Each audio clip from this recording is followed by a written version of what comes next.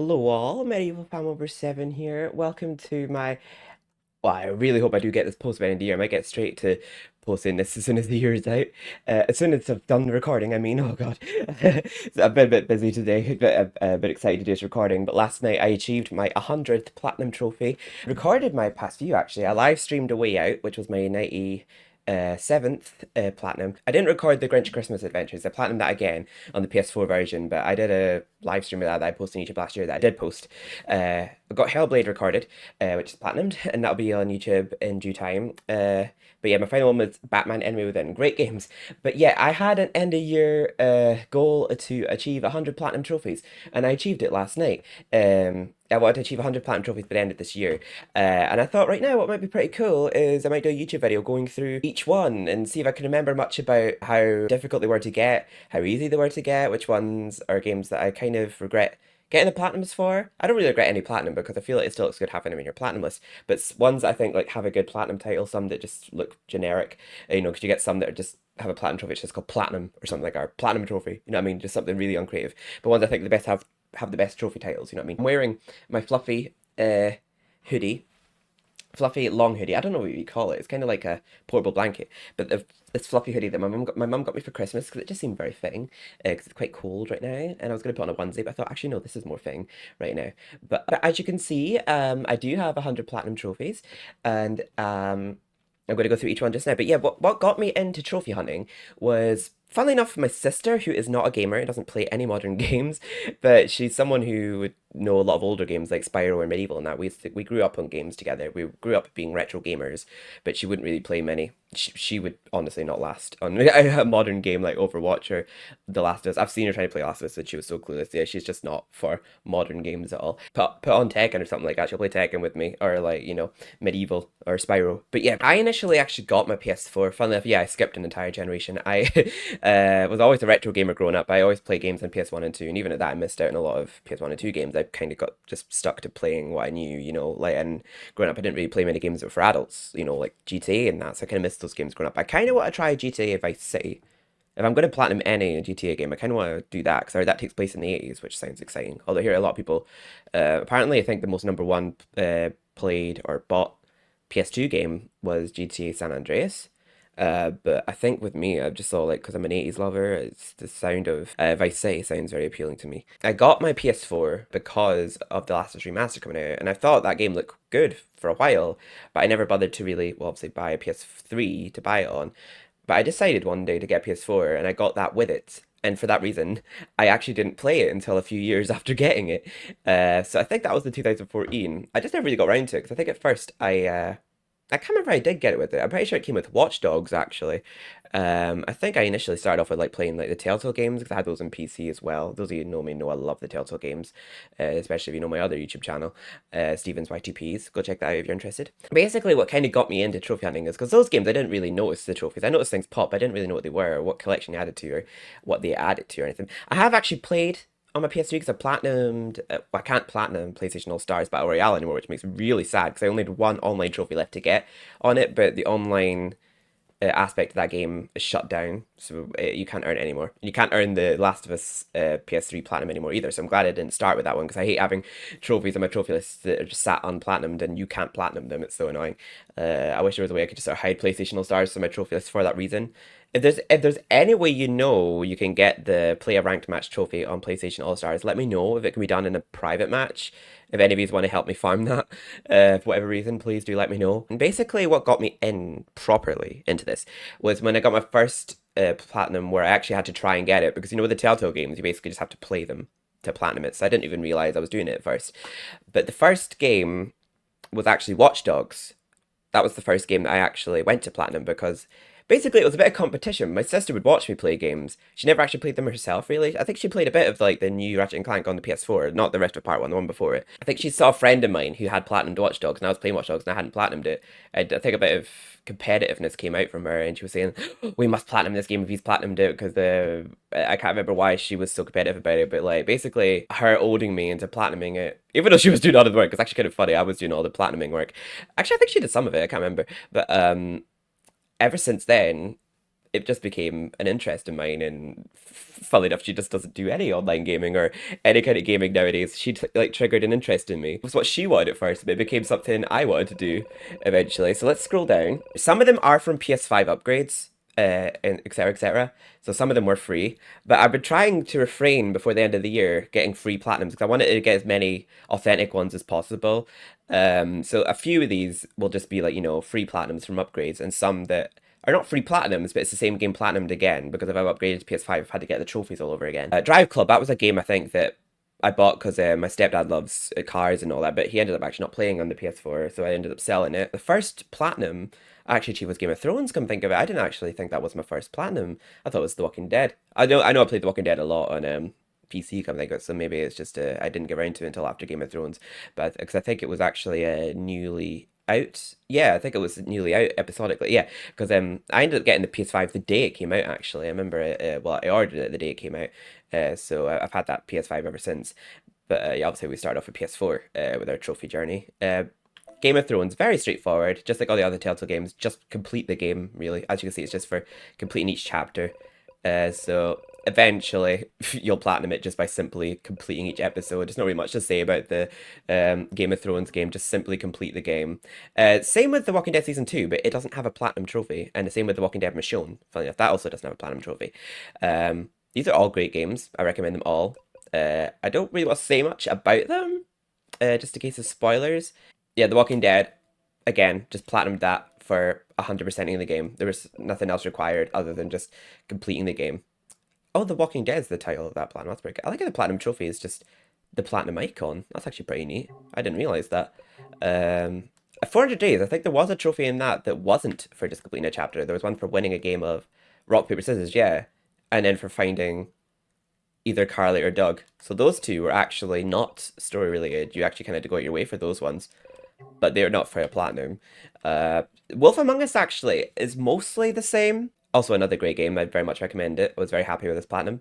You mostly just complete all chapters in each episode, but in each episode there are these Fable book entries you have to unlock. You unlock Fable book entries for making certain choices in an episode. So generally, a lot of times you would end up after one episode missing just one entry or something. And basically, you just have to go back to the chapter where you made a certain choice and then do the opposite to get the other book entry. If I remember rightly, it's relatively straightforward to do, but you kind of have to go out your way to do it. It's not really missable because you can go back via chapter select to do it. And there are like, I think I had to go on a Google search and find on PS5 trophies how to get all the Fable book entries, but they were relatively easy to get.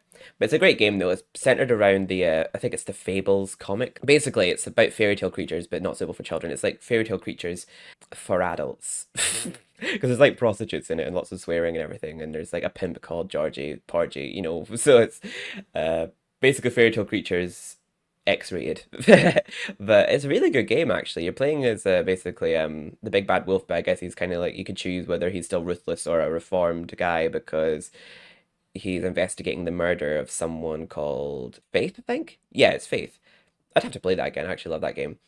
And Life is Strange. I love this game too. Basically, Life is Strange. It's actually a really easy platinum. This one, I'd give it a 1 out of 10. There's obviously there's trophies for completing each episode. It's very much like the Telltale games, but there's these little hidden photo ops. Basically, there's things you can interact with. Sometimes you have to like move things in the environment to trigger a photo opportunity, and sometimes the photo opportunity is just there. And you'll see like an opportunity to just take a picture. And there's like I think 10 of them in each episode. Yeah, there is. But there's trophy guides for that. You can find a lot of them by yourself, but there's some that are hidden pretty well.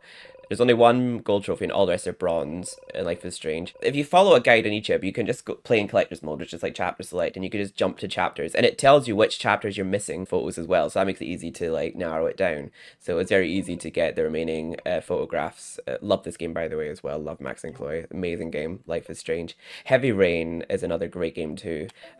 This one was probably my first platinum that was pretty difficult in my opinion. I can't believe I actually didn't platinum Watch Dogs before that. I definitely thought I platinum Watch Dogs first because it was Watch Dogs that like sparked my main interest in trophy hunting. Maybe I wasn't properly invested, but obviously I was somewhat invested at this point if I'd already planned Heavy Rain. But yeah, Heavy Rain Master. Basically, a lot of the trophies in this are just involve like playing one scene one way and then replaying that scene and doing it the other way. And at other times, you can get both trophies in one go for just doing a certain choice in a specific chapter. It was relatively easy to platinum this. The only thing that made it kind of difficult was, well, succeeding in all Ethan's trials was easy enough, but it was finding all the clues with Norman's Ari, I found was kind of hard. I kind of had to look up a guide for that one. You can't really go wrong with this one. It's actually kind of hard to kill everybody. I say that even though my first playthrough, I actually got Norman killed by accident and I had to replay it and unkill him. And basically, it's just trial and error. If you realize you did something wrong, you can always just go back a couple chapters and try and keep them alive. So the only thing that was kind of hard, oh yeah, perfect crime as well. At least this one tells you what you have to do. I'm not going to say who the origami killer is here. But basically, yeah, this slight spoilers, actually major spoilers here. You're playing as, well, at the start of the game, you're playing as this guy called Ethan.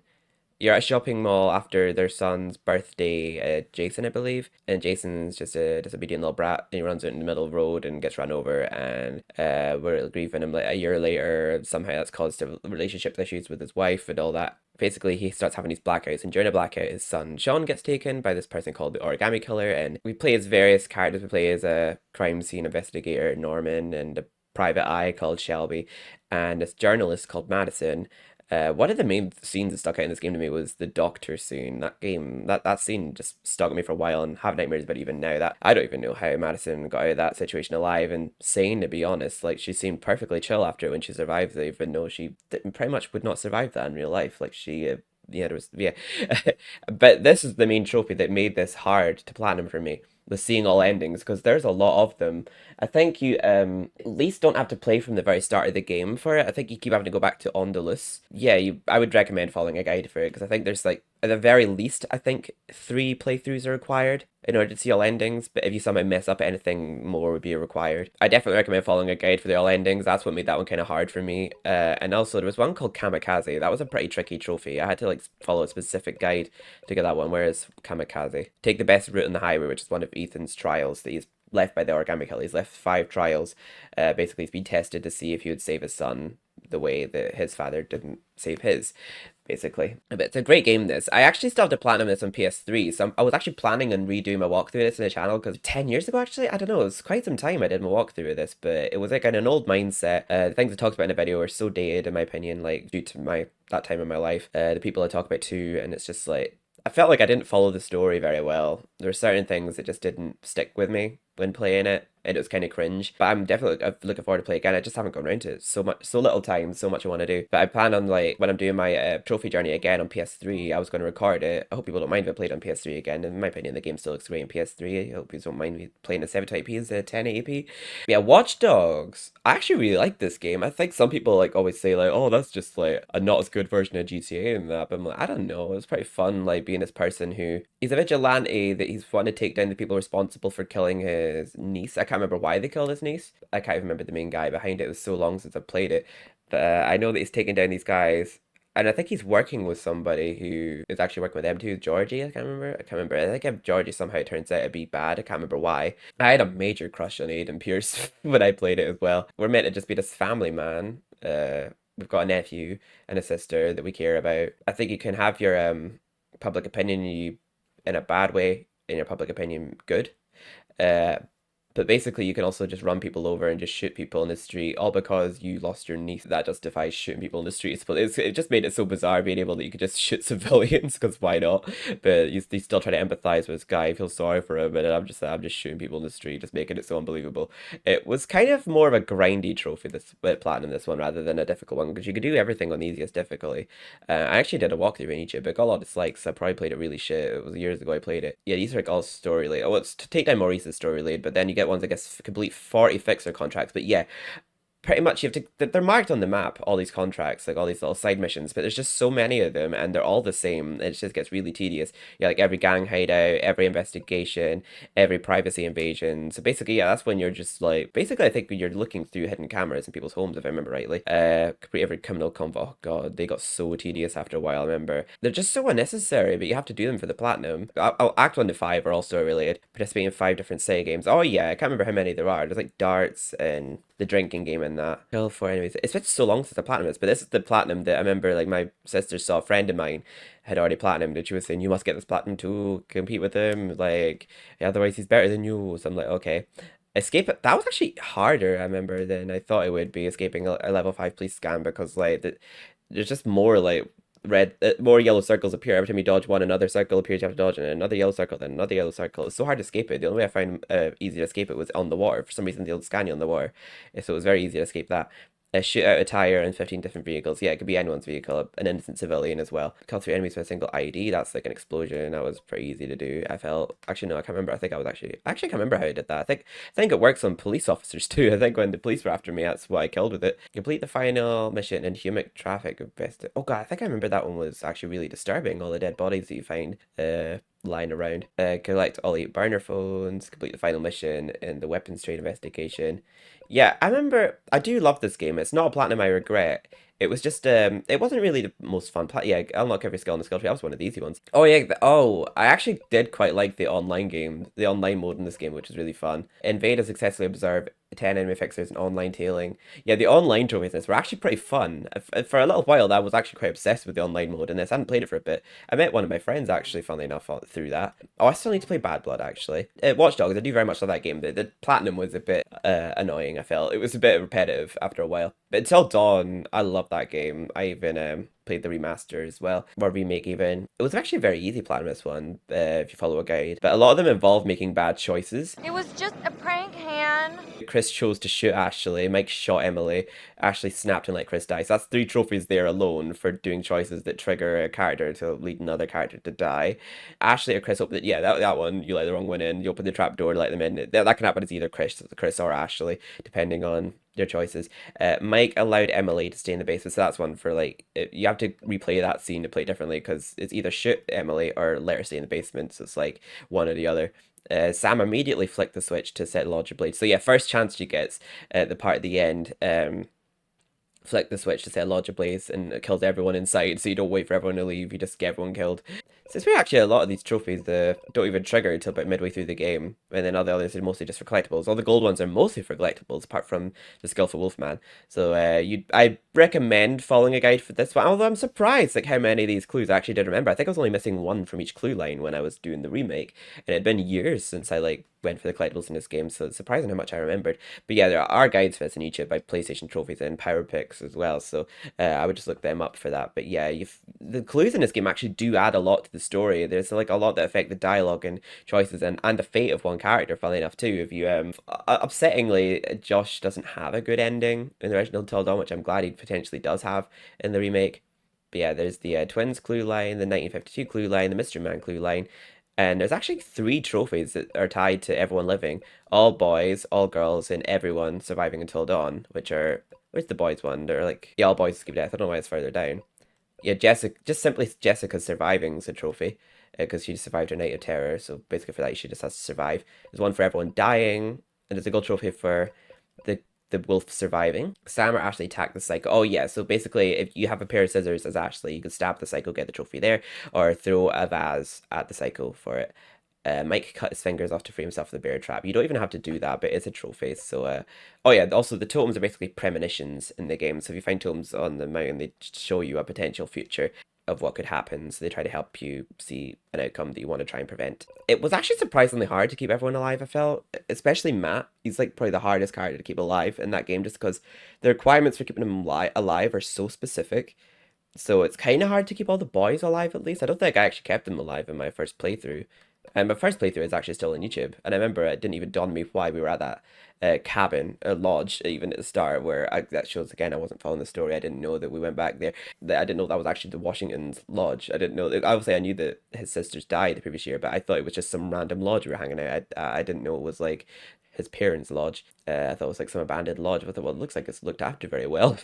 But, yeah, the next one's Dead or Alive 5 last round. Technically, this is my sister's platinum because she this was actually her game. She got most of the trophies, like a lot of the bronze ones. She got like the fight online. I think she got all of these trophies. Most of them were pretty easy actually. Some of them, I think there's one for seeing a number of game over screens or continue screens. I think it's called failure teaches success. Where is it? It's kind of funny that it's a trophy. There's one for taking a photo in spectator mode.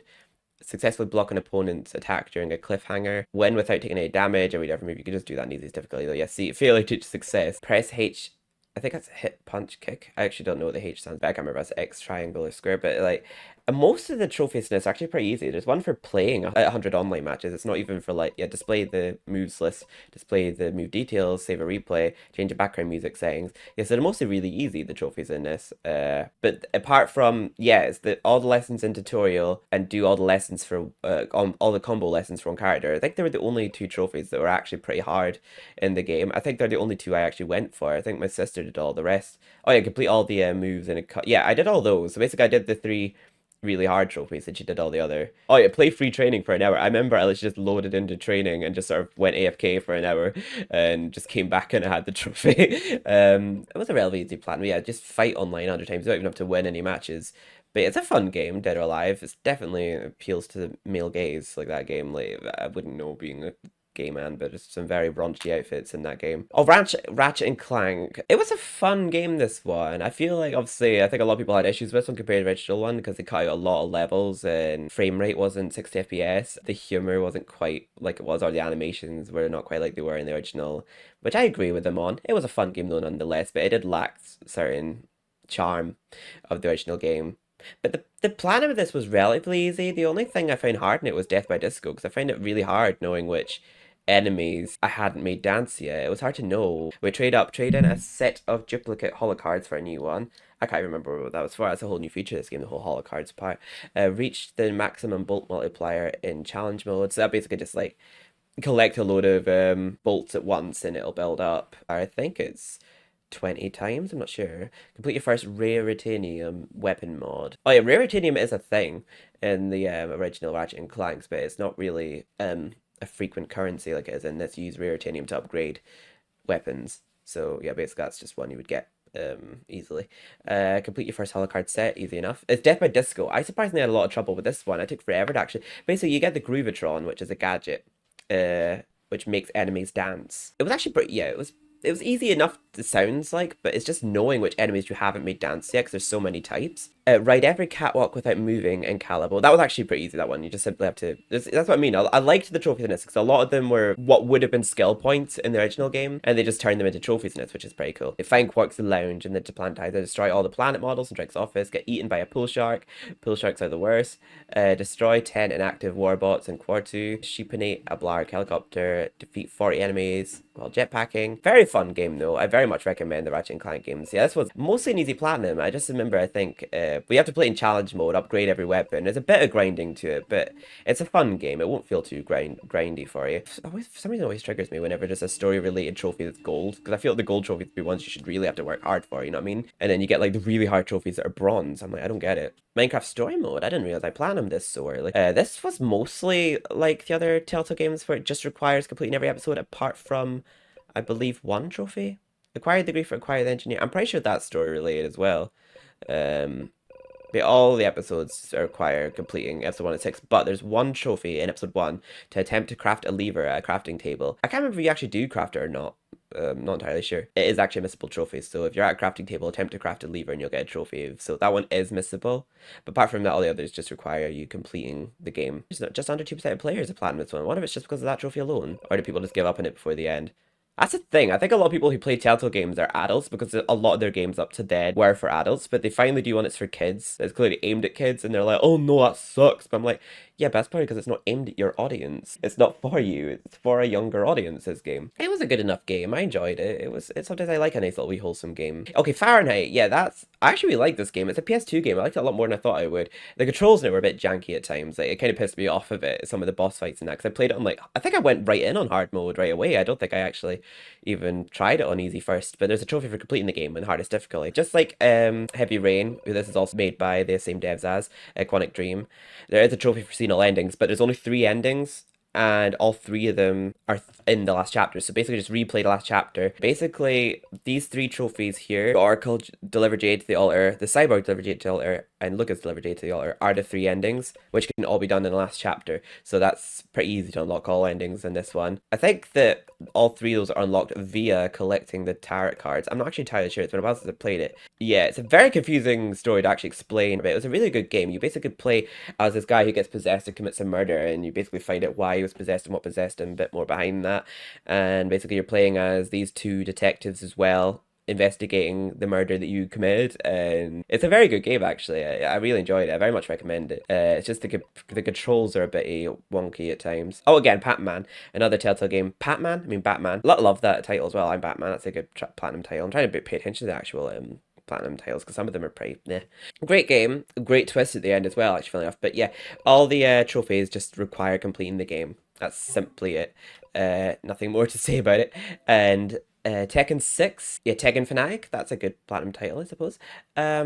What I don't know if the online server has closed on this game now, but luckily I've platinumed it now in case it has. Most of these trophies require playing the campaign, reunite with your ally. Yeah, pretty much every trophy requires playing the story mode, so I would recommend just playing the story mode and just I think they're all story related. I don't think any of them could be missed. You unlock a movie in the scenario campaign mode, obtain an S rank item in scenario campaign mode, collect 50 treasure. Well, the treasures I guess are missable, but you pick up so many of them throughout scenario campaign mode, it's kind of hard to not get them. Defeat 300 enemies, 1,000 enemies, but yeah, if you're playing through scenario campaign mode, you will just eventually do that.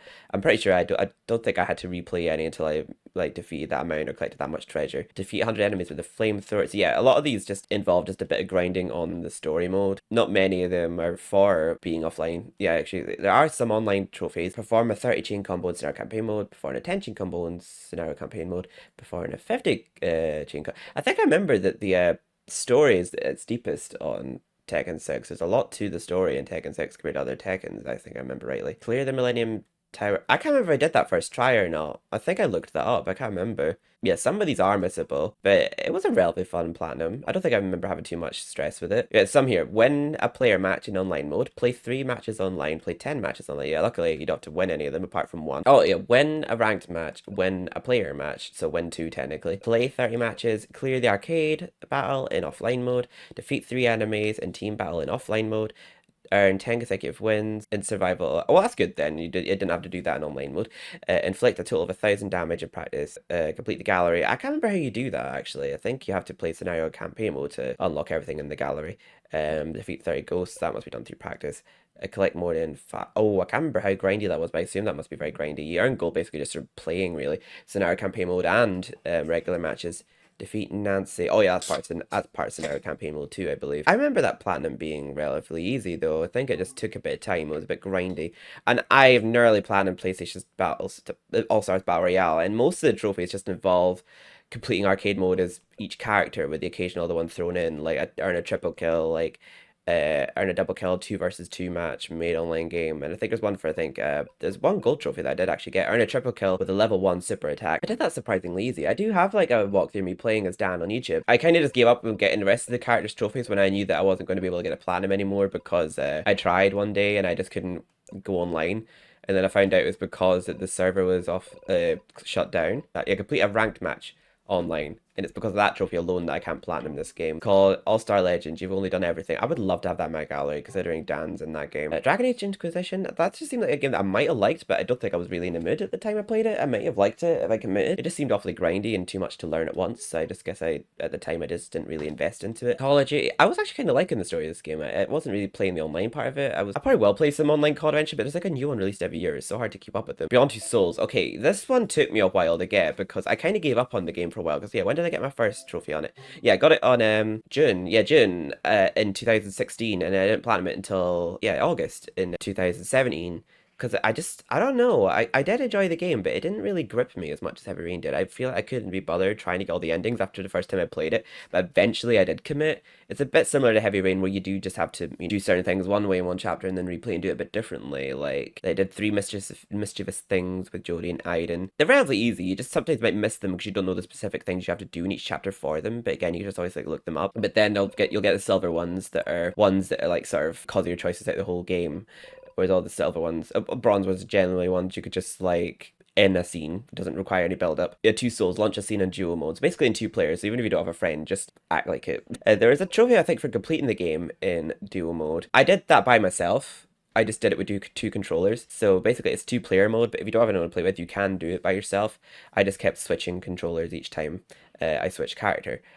See all endings. I think there's like 13 endings in this. There's not as many as Heavy Rain, but there is quite a bit. But there's so much you have to play again to see all the endings, and I think that's what kind of determined me. Because yeah, not as many people have all the endings in this game, but I did still manage to commit to doing it because I did want to platinum. Because I platinumed Heavy Rain 2 and I wanted to platinum this too. I did like the game.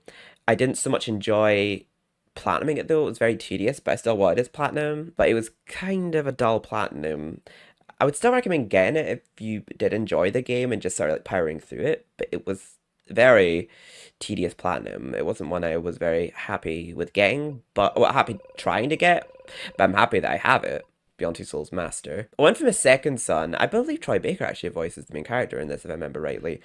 Wonderful actor. I love pretty much every character he plays. Basically, you're playing as this guy with superheroes, and you're here taking down this corrupt agency run by Augustine. I can't remember what they're called. But basically, you can be very good in your approach. You can be very peaceful in your approach to taking down enemies and seeking justice, or you can be very, like it says, ruthless, do a bunch of bad choices. And come think what you do actually have to do both, because there's a trophy for well, all the trophies that are in red are ones that involve doing bad things in your playthrough, and you get a trophy for completing your playthrough with maxed out bad karma, and a playthrough for maxed out good karma, and plus other miscellaneous trophies along the way, like these ones, like Comet Drop and 3 Coughing Enemies. I still have to platinum First Light because I loved this game, but the First Light is about this side character called Fetch, who you kind of take the side of if you're doing your bad playthrough.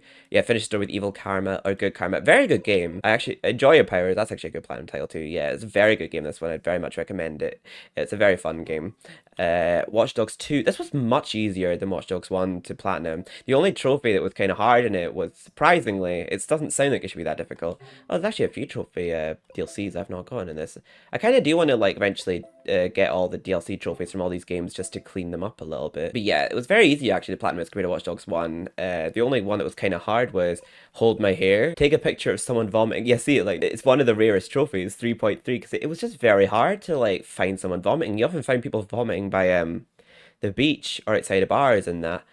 But you would see people that look like they're about to vomit, but they wouldn't. And sometimes if you see them vomiting, you couldn't get your camera out in time to take a picture of it. So it's like, you basically just have to wait around, just waiting for the opportunity to do it. It's actually a very hard trophy. I remember just how long I was waiting to find someone being sick. Successfully neutralize 5 duties and bounty hunter. Successfully complete an online co-op operation. Used to call the cops to hack a door. So yeah, there's a lot of silly trophies in this one. It was very fun. I remember there was one called Dead Secaroni for simply just riding a cable car. Let me ride. Travel 200 meters on top of a car by hacking it. So yeah, you just hack the car and just make it move for 200 meters. There's one I think you had to like do a very yeah, jump around. That's it. Do a 140 meters long jump. There's a very specific ramp in San Diego. I think that's where you are.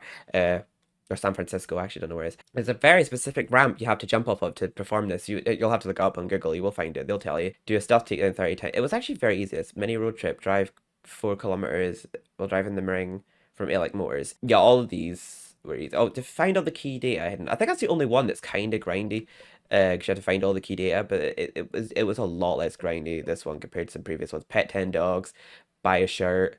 A Dead Sick Roni just for riding a cable car. I don't know why I just found that one very satisfying, that title. I did a part 1 of it, but it was during the time where I sort of went into a really bad state of depression, and I wasn't really doing any walkthroughs in that. I was just kind of, for a while, I was just thinking like, oh, I'll wait till I am in the mood to do it and I'll play the game again, and then I just didn't get around to it and just sort of conceded, and then like just eventually just went for it in real time. But I'm back to YouTube now. Well, in a much better mental space now than it was back then, because obviously I was younger back then, still figuring myself out. Yeah, The Last of Us Remastered. It's actually thanks to The Last of Us Remastered. Funnily enough, it's why I got my PS4 originally, but I never actually played it right away.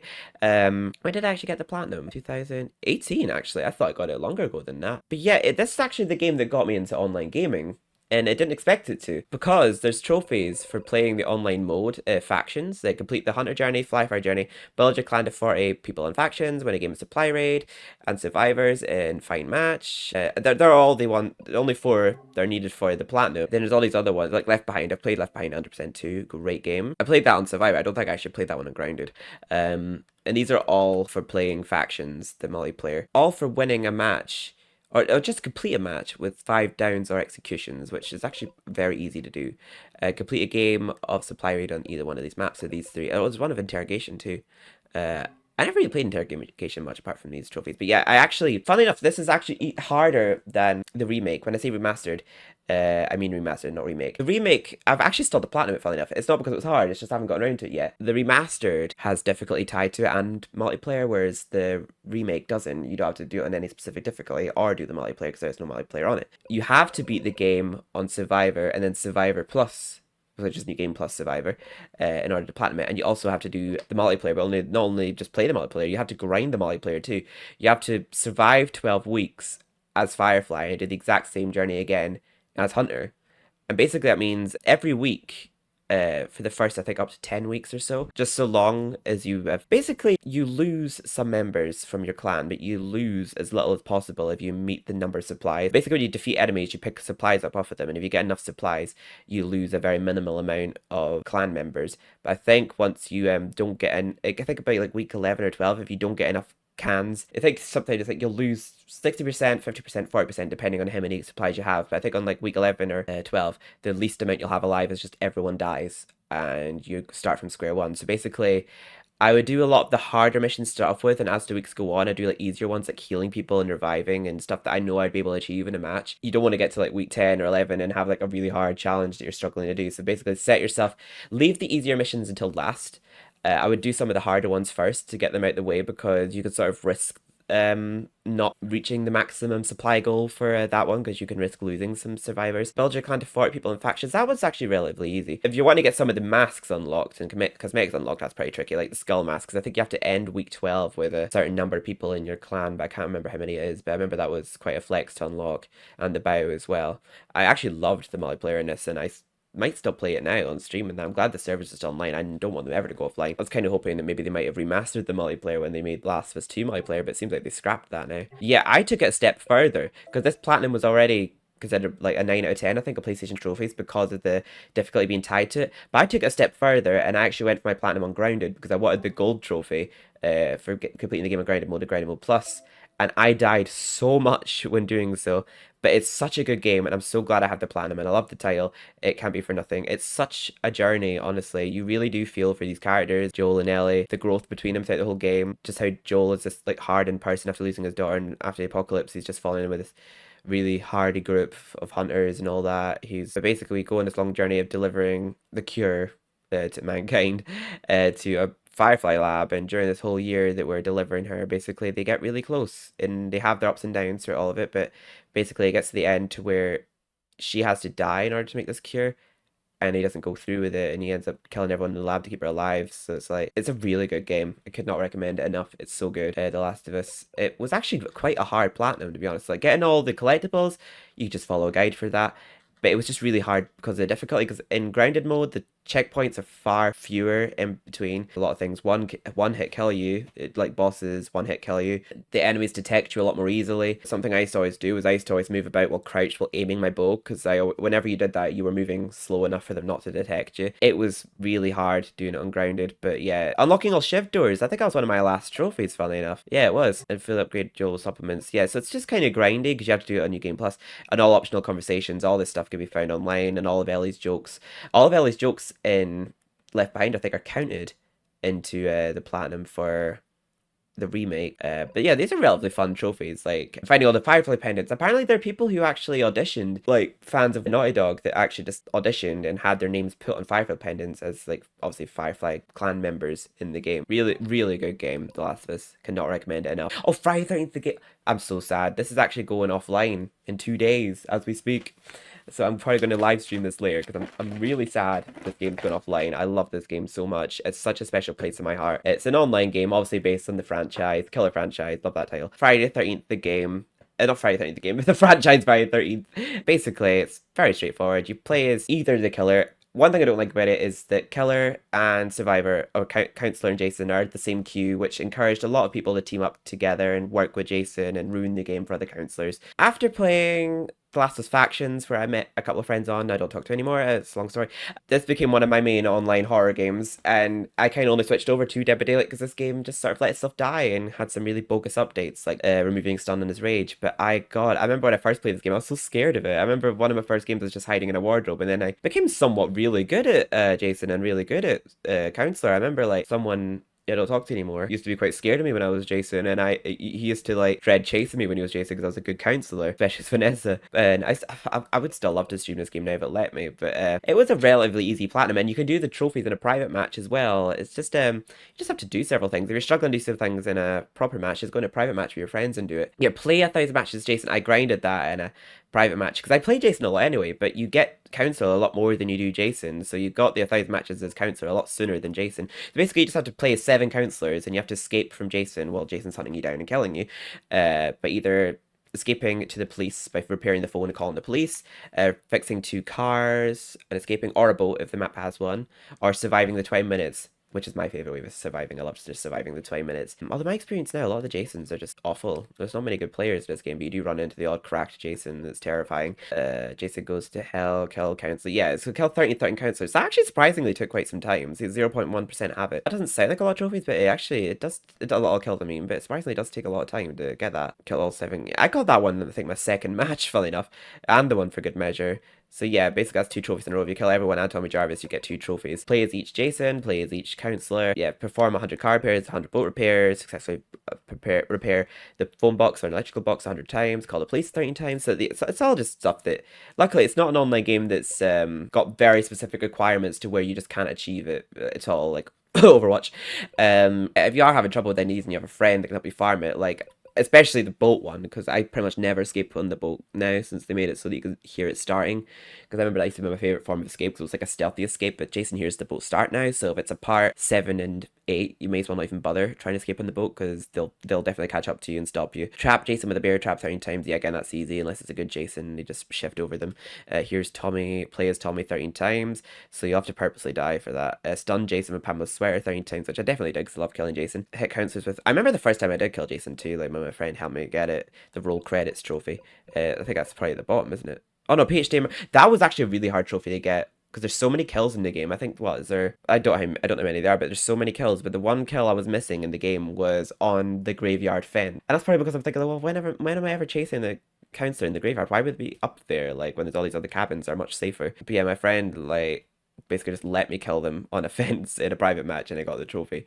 Chad's a dick, that's such a funny trophy, escaping by yourself. A relatively fun and easy platinum, just kind of grindy, some of them, like the 1,000 matches as Jason. But again, if you have at least one friend, you just need one friend, you don't need any more to farm the trophies with, just doing a private match. The game's not in the store anymore, the PlayStation store, but yeah, love that game. And I would say I couldn't recommend it enough, but even if I did recommend it, you can't buy it anymore, unfortunately. Spyro the Dragon.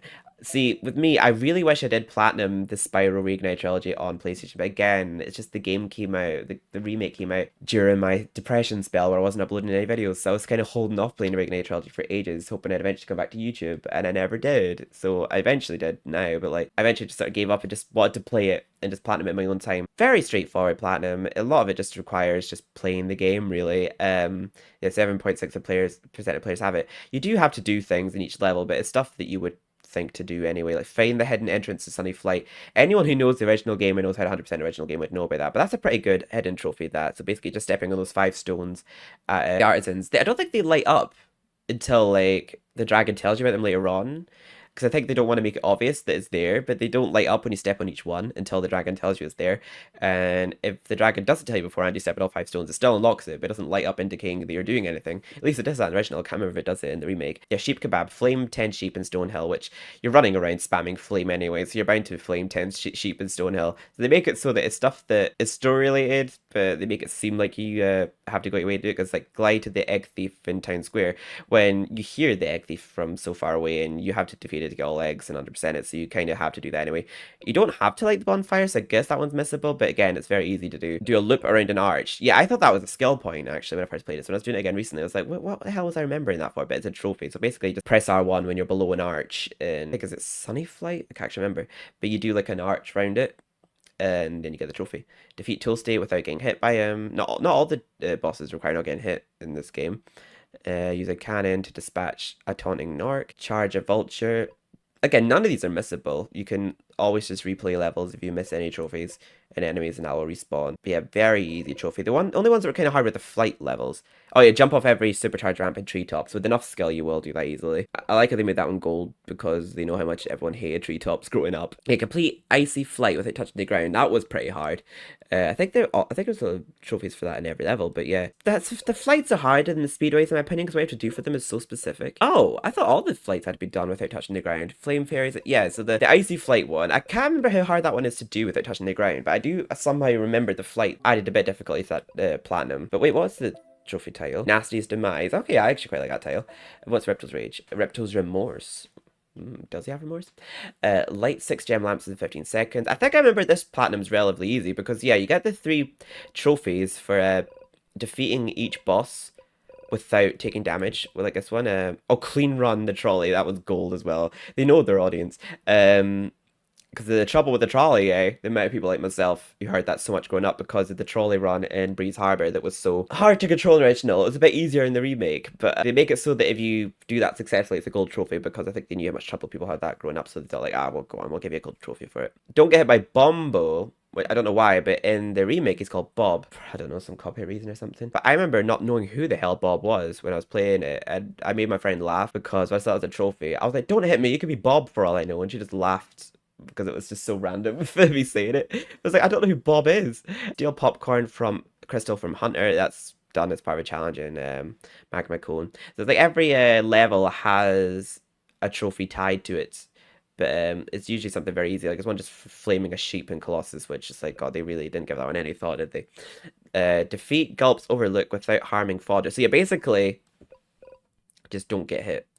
Defeat the Ox without getting hit. I think it's easy enough if you just, like, if you do get hit, back out of the fight and go back into it. Oh yeah, if you do get hit, just let yourself die and then unlock the permanent super flame. You unlock that for doing absolutely everything in the game, which by that point in the game you don't need it because you got all the gems and all the orb. But then you can actually go into a new game, a new save file with it, so you could do like a whole new game just blasting through shit. So it's like the infinite rocket launcher of this game, and that's kind of what makes the trophies for like Gulp's Overlook without harming fodder, and yeah, complete Crush's dungeon without hitting any fodder. Yes, it's like it makes that and defeating Ripto without getting hit. Is that is a trophy, right? Let me see. Oh no, they're skill points. They're not trophies. But yeah, there's one for not harming any fodder. You won't need to if you have the permanent super flame because you won't be getting hit if you're just going to blast through them with super flame. Bit easier said than done with Ripto because he's a bit trickier because you can just spam through the first part of him, but the part where you're flying towards him is still kind of hard. I love the Spyro games, so even with like a little bit of difficulty added, I would have no problem platinuming these because they're just fun to play. They're very true to original. There's some things I do prefer about the original compared to the trilogy, but the Reignited trilogy, but they did really give the original ones justice, especially the first game I felt and the second one. I kind of preferred the voices for the Tikis in the original to the remake. Tekken 7. I actually held off platinuming this for a little while. Yeah, I'll get everything. For the most part, it was easy. The only one I kind of had hard time with was won 3 times consecutively in a treasure battle. I can't remember if they're online or not, the treasure ones. It's so long since I platinum this actually. Finish chapter, yeah, so there's ones that are tied to completing the main story, like chapter 1, chapter 8, chapter 13. But the thing that was holding me back from completing the main story, finished 3 character episodes, finished 110 characters. I can't remember what the character episodes were. I think it's basically just complete story mode as each character. It's 10 characters. Basically, the reason that I wasn't planning this for so long is because I found Akuma so hard to defeat. I took forever to get past him. Yeah, you challenged me. That's kind of what kept me from platinuming the game for a while because he was really difficult in my opinion. But I eventually got past him. But I do love the Tekken games, and I'm going to get around to platinuming Tekken 8. I just couldn't afford it for Christmas, and I can afford it up until the 30th, and I really want to have 100 platinum trophies by the end of the year, so I went with another game that I wanted to platinum before then, which was Batman Enemy Within, but I do plan to platinum this soon. Which I probably will be doing on stream. Check me out on Twitch. In the arcade battle or special match, yeah, so basically Akuma is what kept me from platinuming this game for a long time. Apart from that, everything else was relatively easy. I think there was one for defeating another Rage Arts, I think it is, when you're basically just really low in health and just get like a final chance to just basically, yeah, Rage Arts. Basically, if you're about to lose, you can sort of turn the tables on an enemy by doing a Rage Art, which they're kind of OP. Get promoted first. So basically just, yeah, rank up, get promoted to warrior, so just play a lot until you reach warrior. Yeah, not much to really say about it. It's a relatively easy platinum, and I'll get everything back. Very good title. Oh yeah, and also Dead or Alive 6, very similar to Dead or Alive 5 in terms of its platinum difficulty, I feel. Dead or Alive 6 Master. Again, I feel like my sister again. I always get Dead Alive 5, Dead Alive games because I think she likes playing them. Dead Alive 5 and 6. Again, just like I did with Dead Alive 5, I did the training mode. And the training, combat training, command training. Used free training, but again, I did what I did last time. I just sort of stayed there for 1 hour. I completed all the lessons in tutorial, and I did all the combo lessons. I'm pretty sure I did all the combo lessons as can't remember her name, but she had blue hair. She had like the easiest ones, I felt. I think I did. I can't remember if my sister did as many of these as she did on Dead or Alive 5, but apart from that, the other trophies are like really easy. It's just all the tutorial. Oh, yeah, some of the story mode ones we had to collect stars. They were a bit grindy, but not that hard. The Dead or Alive games are really fun. And of course, how could I not platinum the medieval remake? I was so gutted that I didn't actually do this on my channel. I probably will play the. I think I did actually play the remake on stream, and I do plan on putting on YouTube eventually. Hopefully, I have not lost the VOD on Twitch. Oh no, I do have it on YouTube right now. I just have to edit it and post it.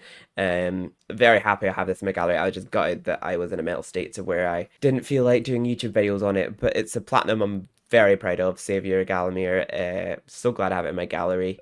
All the silver trophies are just for defeating bosses. Finding Lost Souls and Lay Lost Souls to Rest. These are all exclusive to the remake because they're not in the original, but you unlock the original game if you do all these side quests that you unlock in the entrance hall, and then all the levels will have like a hidden lost soul in it that you'll find, and then they'll give you a little riddle that hints as to where they're supposed to be laid to rest, and you have to go to that level to lay their soul to rest, and you have to do that with all the lost souls, well, for a trophy, and to unlock the original game. So there's Ice Slays, kill Serpent Megalamir, so basically you have to wake up Serpent Megalamir to kill it. Gal's Gauntlet, which you don't even necessarily have to do, but you have to do it for the trophy, because quite often I just ignore it, but you have to defeat it for a trophy. Collect every life bottle, which I know they all are. I think you have to have 10,000 gold on you at once, so you make sure you don't spend any. Yeah, so basically you can't do any cheats in the remake, but just for simply attempting one, you get a trophy. Collect every weapon, defeat enemies with a swordsman attack 30 times.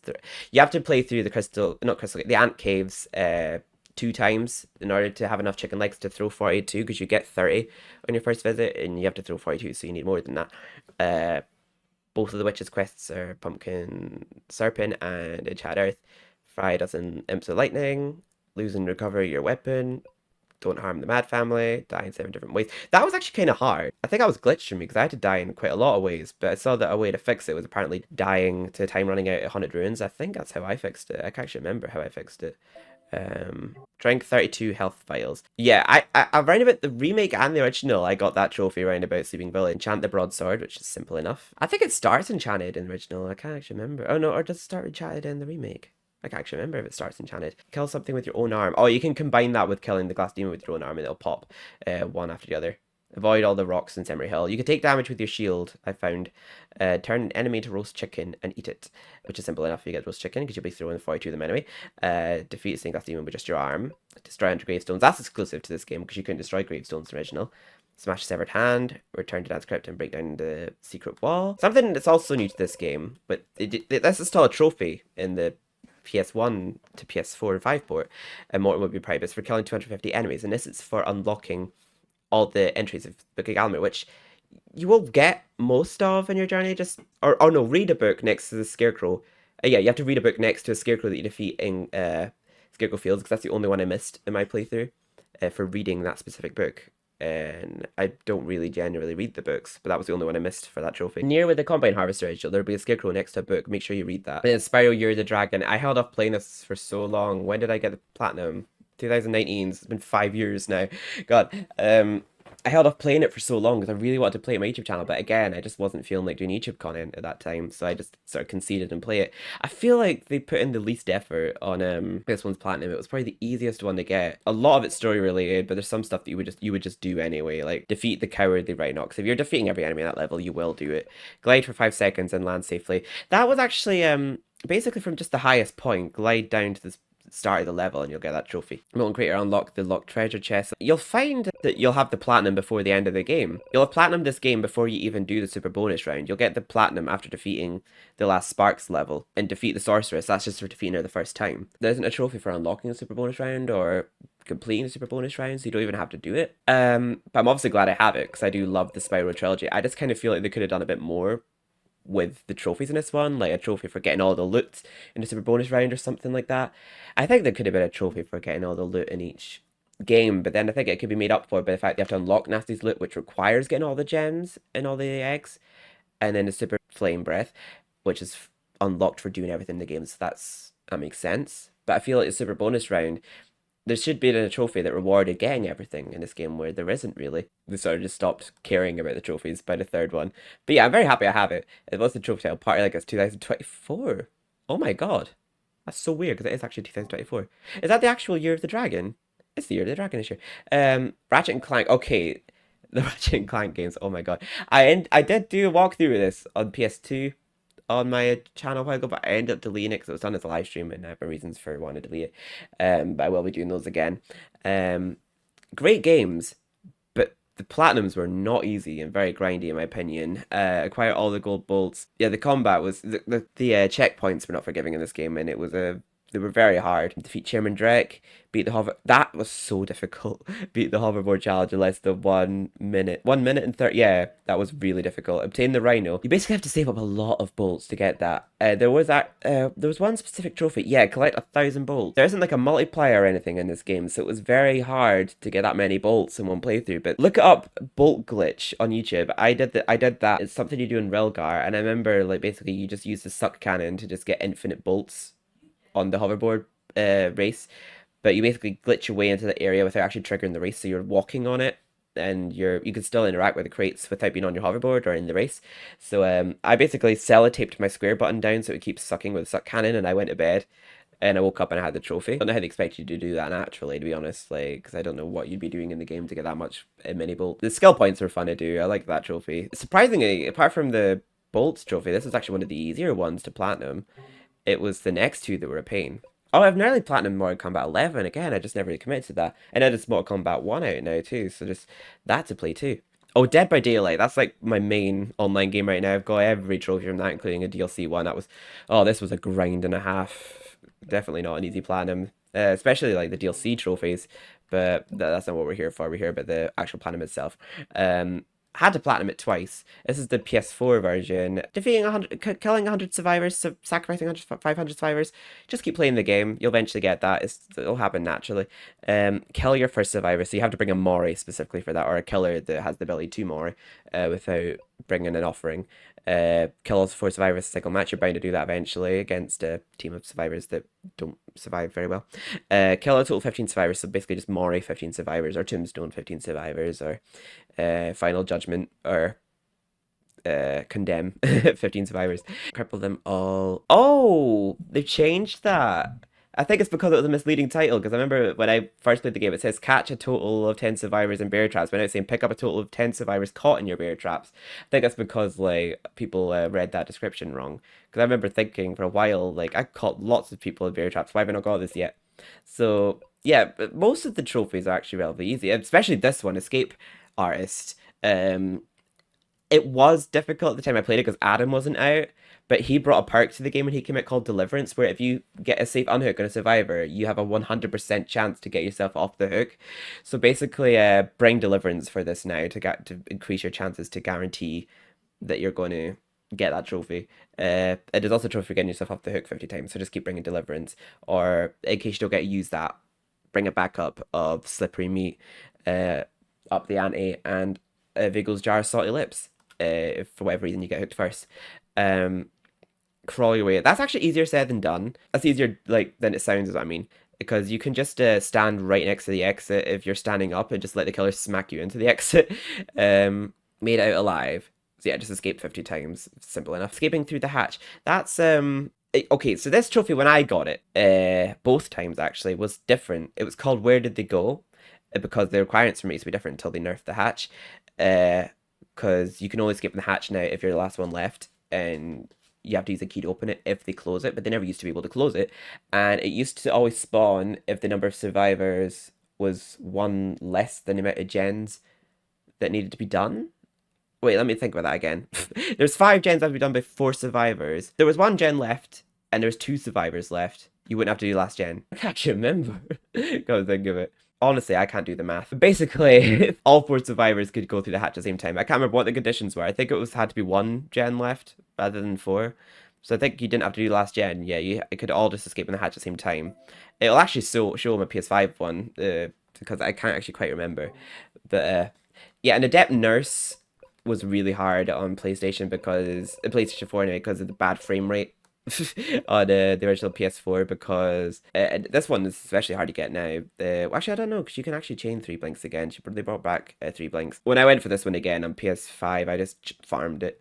I grabbed someone off a gen. I just got them to know I was being friendly, and I just blinked to the floor three times and grabbed them. But I got this one naturally off a Kate on the PS4. I remember it was on the game map, and I blinked three times and grabbed her off a gate and just land 100 blink hits. That was very hard to do on PS4. She was very hard to play on PS4. On PS5, she was easier because it was a bit smoother. Yeah, achieving a merciless victory with all three of her perks I just kind of had to get really bad survivors for that one. It was very hard to achieve in PS4. Yeah, achieve prestige 1, 2, and 3. Oh, that's still 1, 2, 3 to level 50 now. But yeah, you go up to prestige 100 now on that game. But P3 was like maximum prestige when I started playing the game. Yeah, the DLC trophies in this game are like the main harder ones. Like the actual platinum itself is more grindy than anything. The only thing that was kind of hard about it was playing nurse really, and Hellbilly. To be honest, when I first played it, Hellbilly was quite hard to play. But they've done like a lot of buffing to the game and optimizing to the game, so it's probably a bit easier to do it now.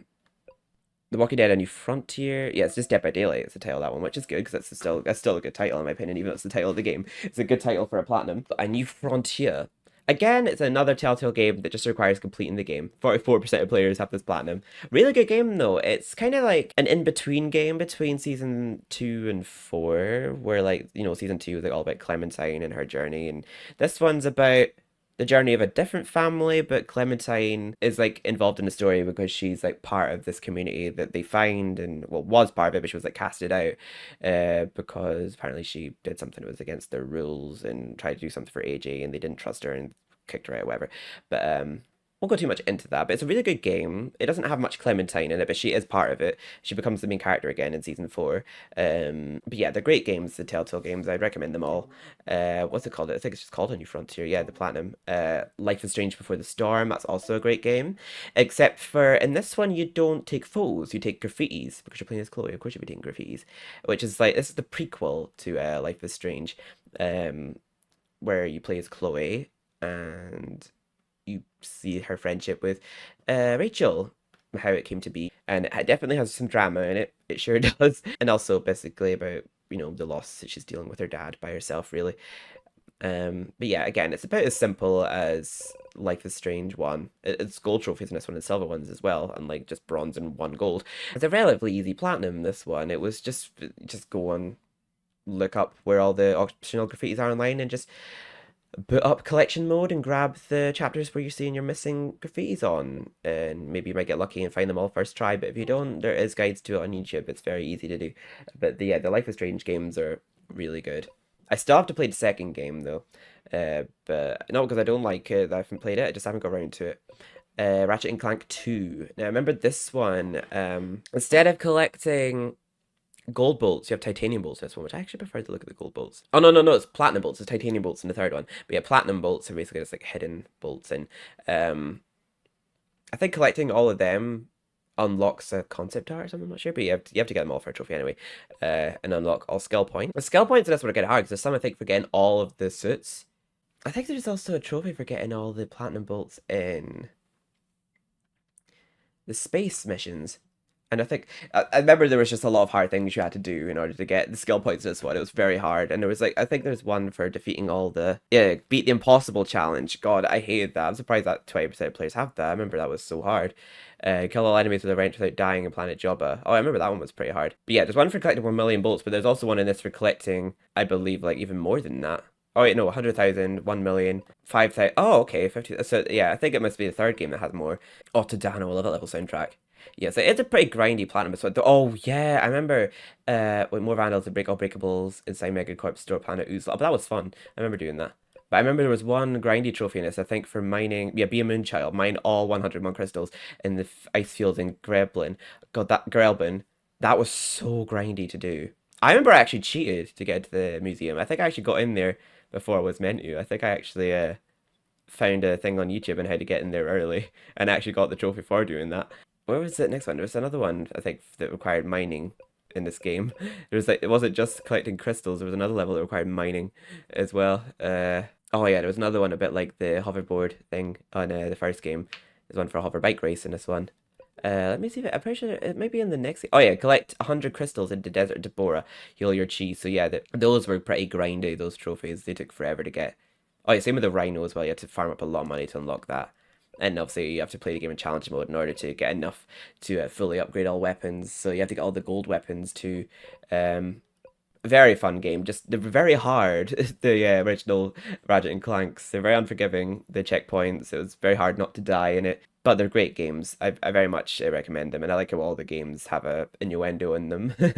uh, and they're aimed at kids like crazy in it. Detroit Become Human, again, another game by the same devs that make Heavy Rain, Beyond Two Souls, and Fahrenheit. But I think David Cage was working with others on this one too. This was a really good game, actually, very good, very cinematic, and definitely was an upgrade in terms of graphics and that compared to Heavy Rain. Heavy Rain already looked very good. This just looked phenomenal. I actually can't wait to play this in chat. I've not played this in the channel, Detroit Master. But this was actually a really hard platinum, if I remember rightly. I don't think there was one for all endings. Again, a lot of the bronze trophies were just involved just what you did in that specific chapter. But let me see. But the one for getting all the magazines, God, I remember some of the magazines were very annoying. You could find every single magazine in the game. There were some really annoying magazines to get in that game. I can't remember what ones, but there were some that were just very easy to miss, and you had to do very specific things to unlock them. Magazines are basically just like these little digital. They look like pamphlets, but they're like digital magazines where you just sort of swipe through them rather than like flipping through them. Don't lose any fight before reaching the end. And I don't really know what was considered a fight because there's so many parts in the game that seemed like they'd be a fight, but they weren't. You can miss button prompts. I think you just have to make sure you don't lose any of the fights because I think you can afford to miss them every day and they just don't make sure you don't lose any. Kara, Alice, and Luther together at the end, so basically just don't have them die and all stick together. Hank and Connor were friends at the end, so basically just choose good choices as them, all the humane ones. Don't be so stern on your mission as an android. Finish the game once, spend 20,000 bonus points, which you unlock just playing the game. You just spend them at the end on the bonus menu to unlock stuff. Everyone is alive at the end. So yeah, just none for getting all endings in this, which is good because there's all endings in pretty much every Quantic Dream game. But it's like I very much enjoyed platinuming this. It was such a good game. It was grindy, but it it was worth it. The only thing I didn't really like is I found that the whole Jericho storyline and the justice for androids kind of dragged out a little bit for me. Some of the storylines involving Marcus kind of dragged for me at times. And I got a bit bored of his storyline, like, but other than that, I did really enjoy the game. And I would happily play it again on the channel. It's been quite some time since I played it. But yeah, great game. Oh, I still haven't gotten the Ghost Survivors trophy from Resident Evil 2. And this is actually the game that got me interested in the franchise of Resident Evil as a whole when this remake came out. Because I've actually platinumed Resident Evil, well, all the Resident Evil games now, apart from the Revelations ones, and Resident Evil 6. But this kind of launched me into wanting to play the older Resident Evils and like the original Resident Evil 2. But I've not played the original Resident Evil 2 yet. This was a really good game. From what I heard, it's a lot more faithful to the original than the remake of Resident Evil 3. But a lot of people seem to be very big fans of this remake. It was a pretty difficult platinum, but I think there's been harder Resident Evil ones that have platinum since. A lot of them are story related, complete clear story. There's one for doing like a new game plus on a campaign B where the story sort of starts a bit different and it's sort of a bit halfway through goes back along the path of the story of the first half, and then the ending's different, which is when it's a true ending when you do the scenario B. So the story is roughly the same, but with the odd difference in the different starting. Increase your inventory slots up to so a lot of these are ones you would just get, but some of them like destroy Mr. Raccoon. It's a trophy for getting all of them though. Open a portable safe, open a dial safe, shoot the grenade that you fed in it. A lot of these are stuff you would just earn. I'm trying to find the ones that you defeat stage 2 using the crane only. What? Oh yeah, I had to kind of go out my way for that one. I didn't get that first try. But yeah, stage 2G. That's Birkin. He's a boss fight in the game. Using the full hints, find 2 hidden items. Oh yes, so that one I definitely missed in my first playthrough. I had to look at a video for that. You find like a developer thingy in the sewers area, and you have to like sort of shortcut back to the photo development room in the police station to develop 2 photos. So it's like, and you have to see the photos in order to actually unlock the hidden items. So if you go to where those hidden items are located, you won't be able to pick them up unless you reveal that they're there. A waste of space. So to destroy the Mr. Raccoons, open all safes. Oh yeah, so you have to complete the game on hardcore as both Leon and Claire, and that's it. And you have to complete the game on standard or hardcore with an S rank, but the S rank wasn't too bad because you could use bonus weapons on S rank. Resident Evil 4 required completing the game on an S plus rank, which you can't do in a new game plus, so you have to do everything on a clean slate. For me, I can actually kind of pride myself in this because I didn't actually get any bonus weapons because I didn't really know how to get them. I just sort of went straight into hardcore like, after doing my first playthrough. The only thing I had was infinite pistol. It was just a pistol that I had, just a generic pistol. That was the only thing I had infinite. I don't think I had anything else. Everything else was I had to just, do normally. And I did struggle at one boss fight in particular. It was the final stage of Birkin. I think that was the only part in the game where I genuinely struggled in the hardcore run. The difficulty doesn't go above hardcore, I don't believe, on this game. The one without healing I did on assisted. Same with minimalist. I did that one. I can't remember. I don't think I did that in my first. I don't think I even did it in my second playthrough. I think you have to know where you're going in order to get this trophy because it's a very random trophy, but you have to take as very few steps as possible for this trophy, which basically just you have to know where you're going because if you forget something and go back for it, that's like steps that you didn't need to take. So basically, you just have to know where you're going in order to do that, and you should be just fine. I think I was so close to not getting it when I got the trophy. Okay, that should not be bronze and it shouldn't even be part of the platinum. That should be DLC. That one, it's not even related to the story. It's just a little wee bonus mode at the end of the game, and it was a pain in the arse where you're just bombarded with like multiple enemies with like limited ammo and health and all that, and it should not have been part of the. I get why it's part of the game, but it should not have been part of the platinum. But yeah, I love the Resident Evil 2, and it launched me into being interested in the rest of the Resident Evil games. Marvel Spider-Man, yeah, I love this game too. Platinum is Miles Morales and Spider-Man 2, great games, the Spider-Man games. None of the trophies are missable. All the missions are replayable. All things are marked to you on the map for picking up, like all backpacks and all the hints to where Black Cat is, all the Taskmaster trials, all the hideouts and warehouses and outposts. And yeah, it's a very fun game. Very good story. Very sad story towards the end, actually. Yeah, I couldn't recommend this Spider-Man games enough. It's a really good game. And be greater. I love that trophy title. Oh! I still don't have the trophy for completing the game on New Game Plus on PS4. That's interesting. Because I do on PS5. I wonder if it'll just automatically upgrade if I put it in PS5. But I actually did mean to do a New Game Plus playthrough in PS5, but I did leave my walkthrough because I had my reasons for not liking it. But I could always just do it again on PS4 instead of PS5 because people wouldn't know. I'm recording at 1080p anyway. Resident Evil Resistance. Okay, this is a multiplayer that kind of flopped. They ended up like not doing any more content with it. They only released Nikolai and Jill 2 and then they discontinued it. But for a while there, I actually really enjoyed this game with a few friends of mine that I don't talk to anymore except for one. The platinum was mostly easy to get. Like all the characters had like relatively doable trophies, like bye bye bye, pass through and exit during overtime. Yeah, it's pretty easy to do that. There's so many times where you only get to an exit during overtime. Escape survivor during third phase infection. You could probably do that against any. Mastermind now with how much they buffed them. That's kind of why I gave up on the game, and a lot of people probably did too. That they buffed Mastermind to holy hell. Yeah, so basically initially you would be expected to do that against Alex because her main ability is poisoning the survivors. But yeah, I got to the point where I just kind of hated every character. At first it was just her, but I kind of got to the point where I just hated every Mastermind. Defeat 2 survivors with a single camera mounted firearm. Make them cough 30 times. Escape within 10 minutes. That'd be basically just against a baby mastermind. Basically, it's a bit like Dead by Daylight, but you're in like 3 separate rooms. The first room you have to gather like 3 keys.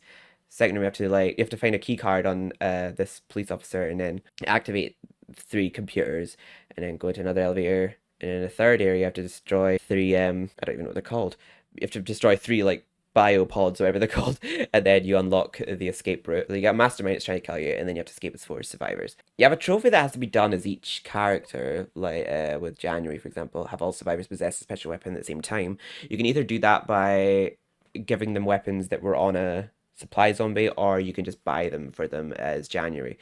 That one was kind of hard to do until eventually I had some randoms that realized that I was giving them stuff. Use explosive type weapons to kill 3 enemies at once. That's pretty easy to do. Is Valerie? She's good with explosive. Have 2 cameras disabled simultaneously. Yeah, best doing that is January. But yeah, it's a fun platinum. They're relatively easy to get most of these trophies. Probably not the You Meddling Kids trophy now. I remember when I first played it, the only bioweapon you could actually kill was Yatta Veil, the fat plant, the stupid fat plant, that's what we always called it, which is the bioweapon of Alex's, because if you threw enough Molotovs at it, it would kill it, but they buffed it to where it was a lot harder to kill it now, but I think it's still the only one you can kill. But luckily I got that trophy before they buffed it. Where is it? Oh, Meddling Kids, there we go. Incapacitate the bioweapon 3 times a single match. I don't know how many people have this platinum now, probably not many, because I don't think many people actually play it anymore. I wonder how alive the servers are. I might play it one day, actually, see if anyone still plays it. It was a fun game. I think I just sort of went off it when Masterminds just got too OP. Resident Evil 3. Very short game, Resident Evil 3. I think a lot of people complained about it for that, and how they left out an entire segment that was in the original game. I've never played the original game, but I still liked it. It was just very short compared to RE2, I felt. Considering how much they charged for it, but I think that was mostly for the multiplayer. The game on Inferno was actually, it would be hard if you were playing it without bonus weapons, but I did it with Infinite Rocket Launcher, made it a lot easier.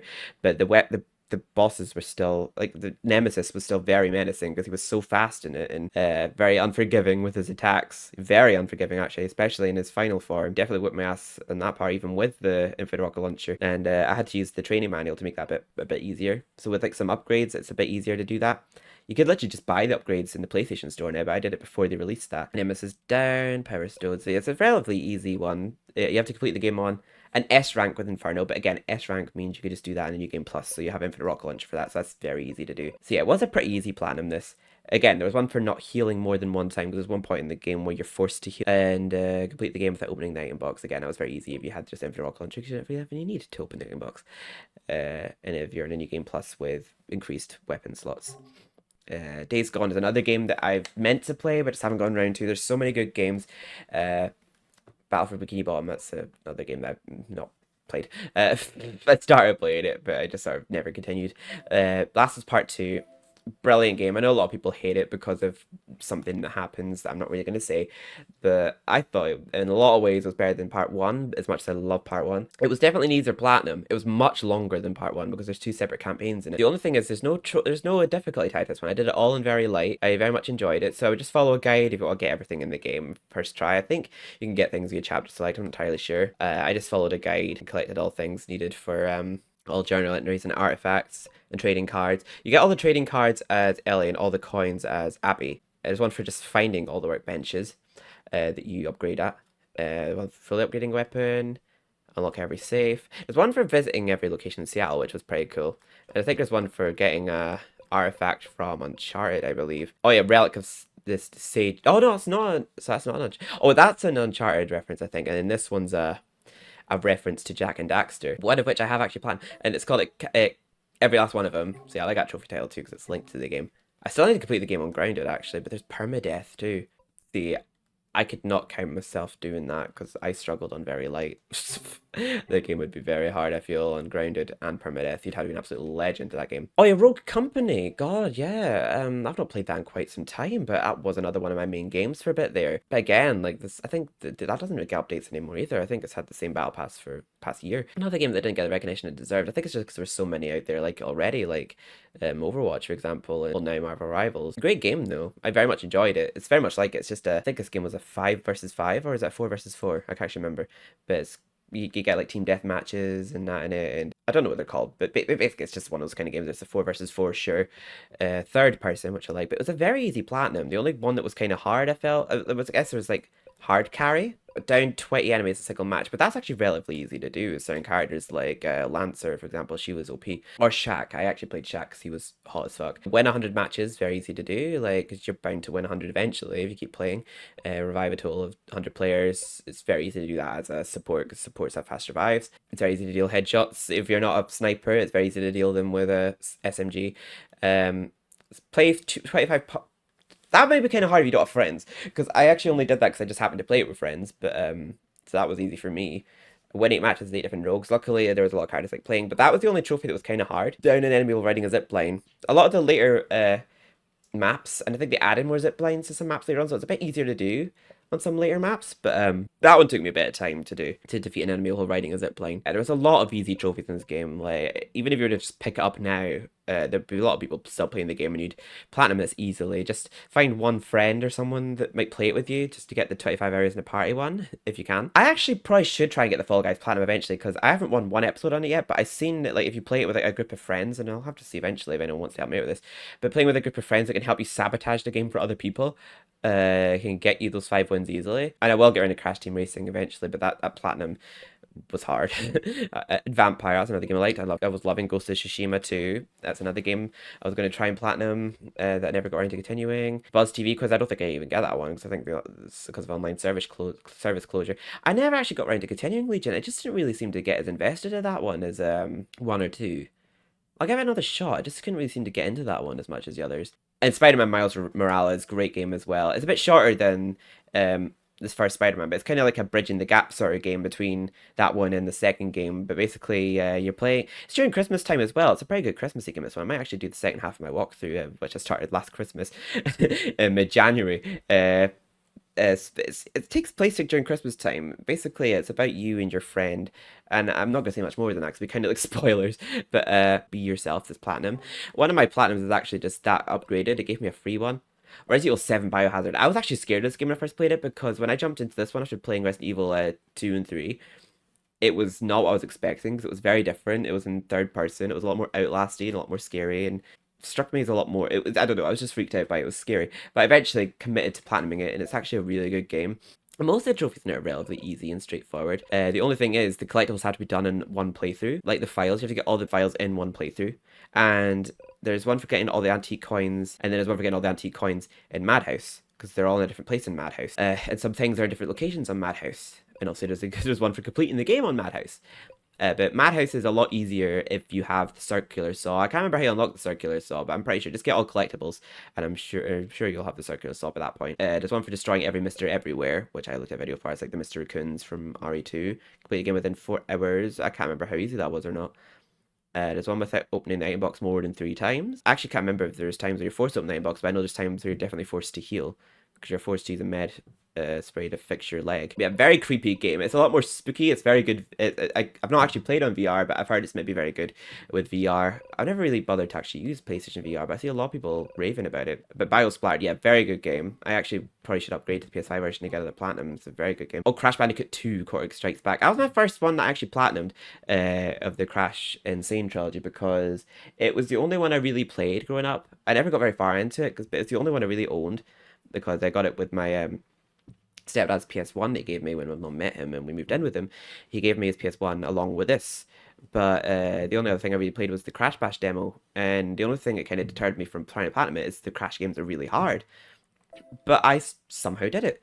The only thing that was really hard about it, like I guess I looked at a walkthrough to tell me where all the question mark paths and all the gem paths were and all the gems were and all the death paths were. So it's just various ways you have to die, collecting all the gems. It's the relics that I found quite hard, but luckily you just have to get gold or better. You don't have to get platinum relics. You have to get platinum relics, I believe, in Crash 4. Yeah, apart from the relics, it was relatively easy, this platinum. I think Crash 1 was probably the hardest I felt. Yeah, that was too easy to be a goal, just defeating 5 enemies with Coco's leg drops. Probably because no one played Coco. Is that why there's only 1.8? Earn 99 lives. There's one level in particular where you could cheese that, but I can't remember which one. It will tell you though in Crash Bandicoot. Yeah, that was definitely the hardest one, just because there's some really hard levels later on, like I can't remember what it's called, but like the bridge level. I think it's called High Time. I don't know what it's called. The bridge levels, and then the one where you have to climb this castle. They were pretty hard. I think there's also a trophy for getting 99 lives in this one too. Yeah, and also one for miss a lot of boxes. So yeah, I think it's like the first level, and you don't collect any boxes, and then you get a trophy for it. One for dying. I think there's one called Just Forget It Repeatedly, and the second one I forgot to show before, where you just keep not getting the crystals for Cortex, and you just get pissed off. If you do it too much. And then there's Crash Bandicoot Warped, which is the third one. I feel like this was actually, I know this is apparently the easiest one, but I actually had a lot of trouble with this one because the parts where you had to play as Coco and the parts on the water, I had trouble doing that, and a lot of the driving missions in this one too. I think in general, I think the relics were even harder for me in this one. This is apparently one of the easiest ones, but I just had more trouble with this. Apparently is there a problem, Granny Buckle Up, Boys Buckle Up, and Booyah Granny Booyah. Those are references to adverts for the original game. I've never actually seen them. Oh, I loved the Egypt levels in this one just because of the music. Like Sphinx near the dun dun dun dun dun dun dun dun. I like that music. And again, it's just ones for dying in various ways. The spin one, the 99 lives, shoot 5 enemies, and then shoot 5 of them in a single level. Avoid whatever he's flinging at you. A moment of zen. For avoiding something. I actually don't know. It's been a while since I platinumed it. But yeah, I remember finding this one of the hardest ones. Apparently it's the easiest. What have I not got? Future tense, futures clear, so you can destroy again. This must be for like a deleted level like the first game, because they made the Fateful Descent actually a trophy, which is a deleted level in the original game. Do hard time. Actually, it doesn't even say. But it's for doing the Fateful Descent. Jak and Daxter Precursor. It's the only Jak and Daxter game I've platinumed. Apparently it's the easiest one. Apparently the other ones are a bit more time consuming, unless you do like a certain glitch or cheat. It's very like Sly Raccoon. It's very like them, actually, if you've ever played that, gameplay wise.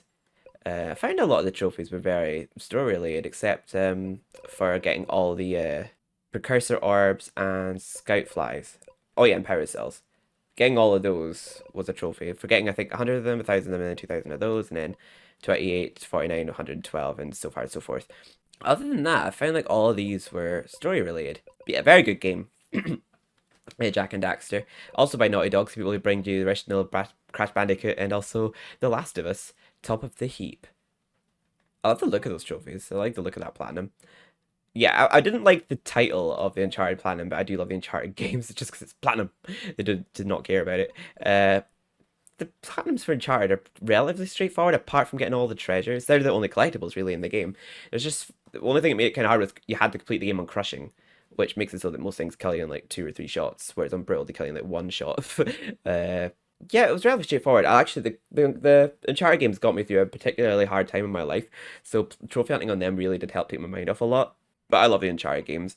I still need to platinum the fourth one actually though. I've not played that one in full. But yeah, there's a trophy for getting all the treasure, yeah, in the game and the strange relic. Other than that, a lot of them just seem to require getting a number of kills with various weapons. One for kill 100 enemies with headshot. God, he's a mass murderer. Kill 250 enemies with headshots.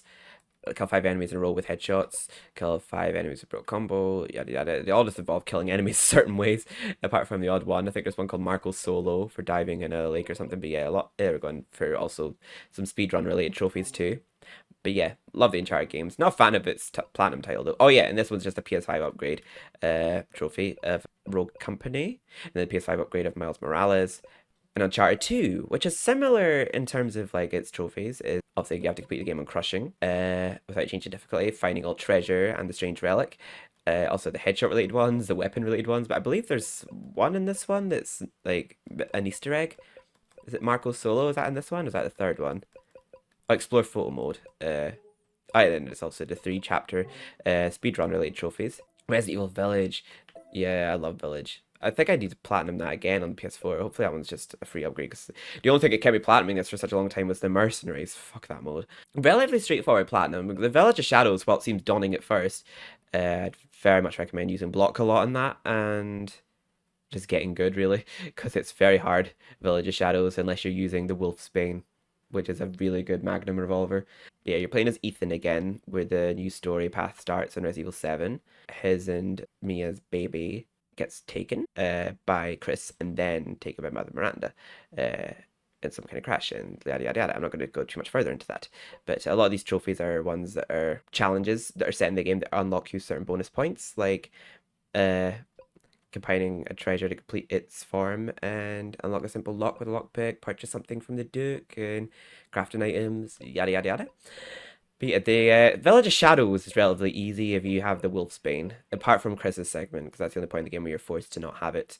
Only use 4 or less recovery items. Finish the story within 3 hours, which is very easy unassisted with the Wolfsbane. Not including some boss fights. That's only really meaning the Mother Miranda one at the end, because it's part of the end where you have to shoot her. But yeah, that was relatively easy with Chris's knife on assisted. You'll do that very easily. Achieve an S rank on all stages of the Mercenaries. Fuck that trophy. Follow a trophy guide for that one and just be very patient with it. Just sort of pause every 2 seconds. It just follows strictly what video does. View all characters and weapon models. View all concept art. I love the castle segment in this game. There was just a very glamorous castle, and I loved the daughters and Lady Dimitrescu. They were such queens. Unfortunately, you kill them first. So, oh yeah, Man of Medan and Little Hope. I've platinumed all the Dark Pictures anthology with my friend. Unfortunately, you have to play it with a friend on Man of Medan. So if you don't have friends, you're kind of stuck. You just have to complete the solo story and movie night. Movie night is like multiplayer, but you can just do it by yourself on Little Hope. So there's one for like finding all secrets and doing very specific choices. Yeah, like Save Mary. Oh god, Little Hope is probably my favorite of this series. There's like trait related trophies, unlocking certain traits and characters, and obviously saving all their souls. Oh yeah, finding all the pictures. Pictures of this game's totem poles where they like show you premonitions. Yeah, and it just gives you very specific trophies that involve people dying or living, or relationship related trophies as well. Very good game. I love Little Hope. Tool Shocker. Yeah, this one was a bit harder because you have to do it. You have to do a shared story, so you have to have a friend you play it with. Oh yeah, and in Man of Medan and Little Hope, you have to do all the brain choices, which doesn't mean all the brain choices. It just means you have to make only brain choices at the whole game, unless there's a choice of only 2 heart ones. They don't count. But every time you can only choose. Every time there's a brain choice, choose it, and then if you play through, every time there's a heart choice, choose it. But sometimes it's like heart choices lead to a death, and brain choices lead to a death. If you're trying to keep everyone alive, it kind of messes it up. So that made this game a bit of a pain in the arse. I do remember there was something about this game that it was hard to keep Junior alive because of the part where you have to hold your breath for so long, and then like the whole part with the rebreather, unless you're following out a guide. I just found this was probably like the hardest one to platinum of them all. But luckily after Little Hope, there's only a trophy for doing all the head decisions in House of Ashes, but there's none for doing the brain, the heart ones. Max State Brad now. Yes, there's relationship related trophies too. All secrets, all pictures. Everyone survived. No one survived. How many people got this? Yeah, 0.5% players. I'm not surprised because it's quite a hard platinum. You wouldn't think so, considering it's just a interactive movie, but it was one of the harder ones to do. True Colors. I loved this game. I still need to platinum the PS4 version, which I'll probably play actually when I do my walkthrough, because it's been a while since I've done it. When did I platinum it at this rate? 2021. It's really been that long, eh? So it's like the other Life is Strange games, where you basically have to interact with these things that are called memories, because she can basically interact with things and hear voices and what people are thinking, and she can hear memories. So basically you have to interact with things to hear a memory in a certain area. Again, you can look up on YouTube a guide to find all of those, and just for completing each episode as well. Very good game, but they weren't released episodically in this. It was all released as one game, and it was divided into chapters, where basically it's mostly peaceful, this game. There's a couple of drama things and a big twist at the end, with some, like, real life drama in it as well, that's very close to home. But yeah, great game, that. Oh, the Marvel Avengers game. That's a game that I actually found very fun, and mostly I liked it because of Iron Man and when they released Black Panther. Booty. But yeah, this game was relatively fun. The story was good. The multiplayer was good too, but I think after a while it got very repetitive and grindy, and basically just level up your heroes, you level up their gear, and it gets to a point where I think you reach a certain level where you need to find a lot of upgrade modules to upgrade your gear, and upgrade modules were so grindy and hard to get, and you had to get one of your heroes to level 150, so that was harder than it sounded. I think when you get them to level 140, that's when you have to start upgrading everything with upgrade modules, and they take forever to get. But one of these trophies was glitched for me. Where is it? It was the Hives one. Honeycomb Hideout. Complete Hive missions. Yeah, 50 Hive missions. I did like well over 100 of them until I got this trophy. It was glitched for me, but eventually it popped for me. And then, oh yeah, another trophy that actually glitched for me, funnily enough. Yeah, they're complete harm challenges, 1 to 5. But it didn't give me the trophy when I did 5. And it did give me it when I did 1 to 5 again after uploading and then deleting my save file and then re-downloading it. So I had to like do that. And then I got it again with the free platinum upgrade. And the same with Spider-Man Miles Morales. I remember trying this game with my friend and we just weren't taking to it at all. And then Uncharted 3, again, a very similar themed trophy list to the first and second, where you obviously complete the game on crushing. And that's the ring we get in The Last of Us Part 2. Finding all treasures and the strange relic, getting headshots, defeating enemies in certain ways. This might be the one with a couple of Easter eggs in it. I know there's an Easter egg, I think, for looking at a crocodile statue PS3, but that's not a trophy in this one. This might be the one with the oh yeah, hit 3 enemies with fish in the market. So there's a couple of other ones thrown in this one that don't just involve killing enemies a certain way, which I quite like. Play in the swimming pool on the cruise ship Marco Solo. I like that trophy. Is there any more? Yeah, a lot of them just seem to be kill enemies in a certain way. And 3 speedrun trophies, and you have to speedrun specific chapters. Ratchet and Clank 3. This was probably the hardest one platinum out of them all, I felt. Yet 10% of people still have it. Obtain all titanium bolt, 30 skill points. I think the battles were what I found quite hard, and upgrading all weapons. Did the Rhino 3. I think it took me a lot of time to actually get all the bolts for this one, because you had to get like 10 million bolts. Yeah, you get like a bolt multiplier, but it still took a long time to get it. Complete the Path of Death and Florant. That actually took me a few tries, funnily enough. That was actually pretty hard for me, if I remember rightly, but luckily you could just keep doing it over and over again until you succeed. Yeah, I love Ratchet and Clank games.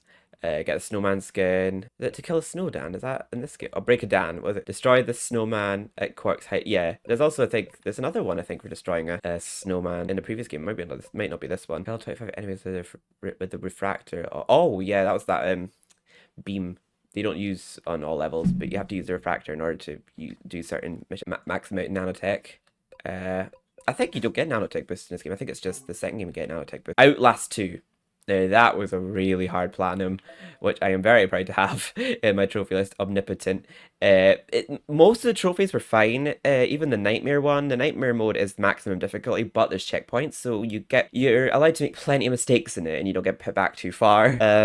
So that's fine. Even though only 0.9% players have it, it's a lot easier than beating the game on Insane. 0.1% of players have that trophy, but it's not just beating the game on Insane. Oh no, there is a trophy for beating the game on Insane without reloading your camera battery, and that took me like, what, 4 or 5 tries before I eventually did it? And I had to practice. There's a lot of opportunities you can die in this game, and no matter how well you practice at it, there's always going to be something that'll kill you in certain ways, because the AI are so unpredictable. You have to adapt so much to things going wrong in this game, and there's so many times where I would be caught off guard by something and die. In like the Skull chapter, I would die to Marta if she'd appear somewhere I don't expect her to be, like, or at the cart segment, she's so unpredictable. In the mine segment at the end, it's so easy to get stuck and get killed by Val.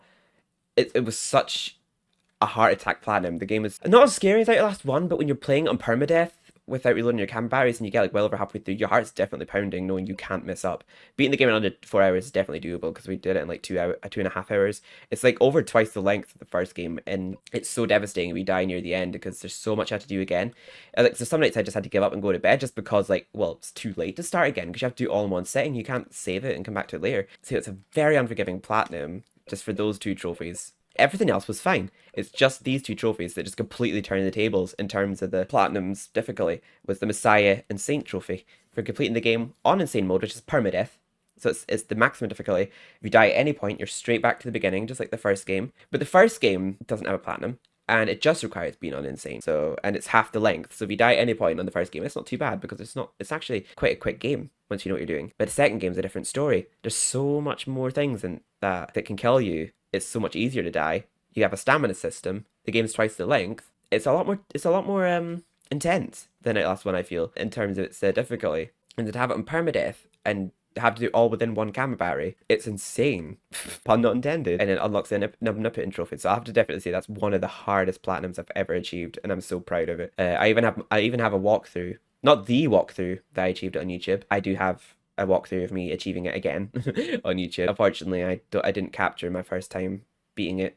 I captured the end of my first time beating it because I got to the end, but I freaked out because of a glitch that happened in the Val segment, and I didn't have enough camera battery to run away from the villagers at the end and died. And then I just sort of edited in when I was back at that point up until the end where I got the trophy, and I thought like, oh, that seems messy. So I just ended up doing it from the start another day after getting the platinum. When did I actually earn this? 2022. I actually felt like I'd earned that longer ago. Gotten everything in Outlast, like every trophy from Whistleblower 2. I got the Whistleblower, the Battle Whistle trophy, I think after I beat Outlast 2. I think I was quite nervous about that one just because I hadn't played it before. Yeah, this game is dead now. Evil Dead, the game. Like, it doesn't get any more content or anything anymore. It kind of failed this game, but it was fun when it first came out. I actually really enjoyed it. It was a bit like a cross between Left 4 Dead and Dead by Daylight, where you're playing as 4 survivors having to survive against a demon. Basically, you just slaughter a load of zombies and bosses and all that, and you have to find a dagger and oh yeah, you have to find pieces of a map to find the dagger and the lost pages, and yeah, so basically it's a bit like Left 4 Dead meets Dead by Daylight. The platinum was actually relatively fun. I don't think I recall any of the trophies being that hard.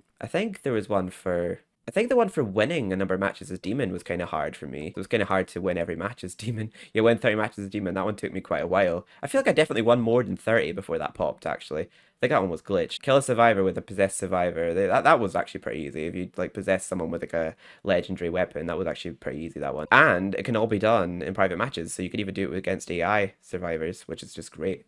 Reach maximal user level. So yeah, that was actually a pretty easy platinum. I just don't think many people have it because not many people really play it. The Quarry. I liked that game the first time I played it, but I feel like it kind of ended very abruptly, and I didn't feel as invested in many characters as I was in Until Dawn, and collectibles don't really mean shit in this game. It just kind of felt rushed, this game, to me. Like, it feels good in your first playthrough, but then when you play certain, like one chapter in particular, it's quite tedious to play over and over again. And the collectibles were so annoying because you can't get them all in one playthrough. There's tarot cards, there's clues and evidence, but you could get all the clues and evidence in one playthrough, but the cost of missing one tarot card in one chapter as Nick and Abby. Or you can get all the tarot cards while missing one piece of evidence because there's like a left and right path you have to take. So either way, you miss something. And you have to replay the whole game and get all, and they have to be all collected in one playthrough, collectibles, which is so annoying. It's very specific what you have to do to have Caitlyn survive the night alone too, and I messed up in my final girl playthrough, and I had only her alive at the end, and I shut her in the fridge, thinking, okay, she'll just be safe there till the morning. She died from freezing to death. I'm like, well, what do I have to do for her to live there? I didn't get the teddy bear way back near the start. I needed the teddy bear here to throw in there, and I was like, oh. I liked the game. The platinum was kind of annoying. Like the one peanut butter bar pops, that just didn't seem like it needed to be a trophy, to be honest. Like, never missing a combat encounter. There wasn't many combat encounters in the game that were needed for this trophy. That was glitched for me. It just automatically popped for me when she read the Hierophant out to me. Yeah, I still recommend the game. It's just not the best one they've done. It glitched for me, Blood Pack. I remember I did everything that was required for it in my first playthrough and it didn't pop. But then I did the same thing again and it did pop, so I don't know what I did wrong.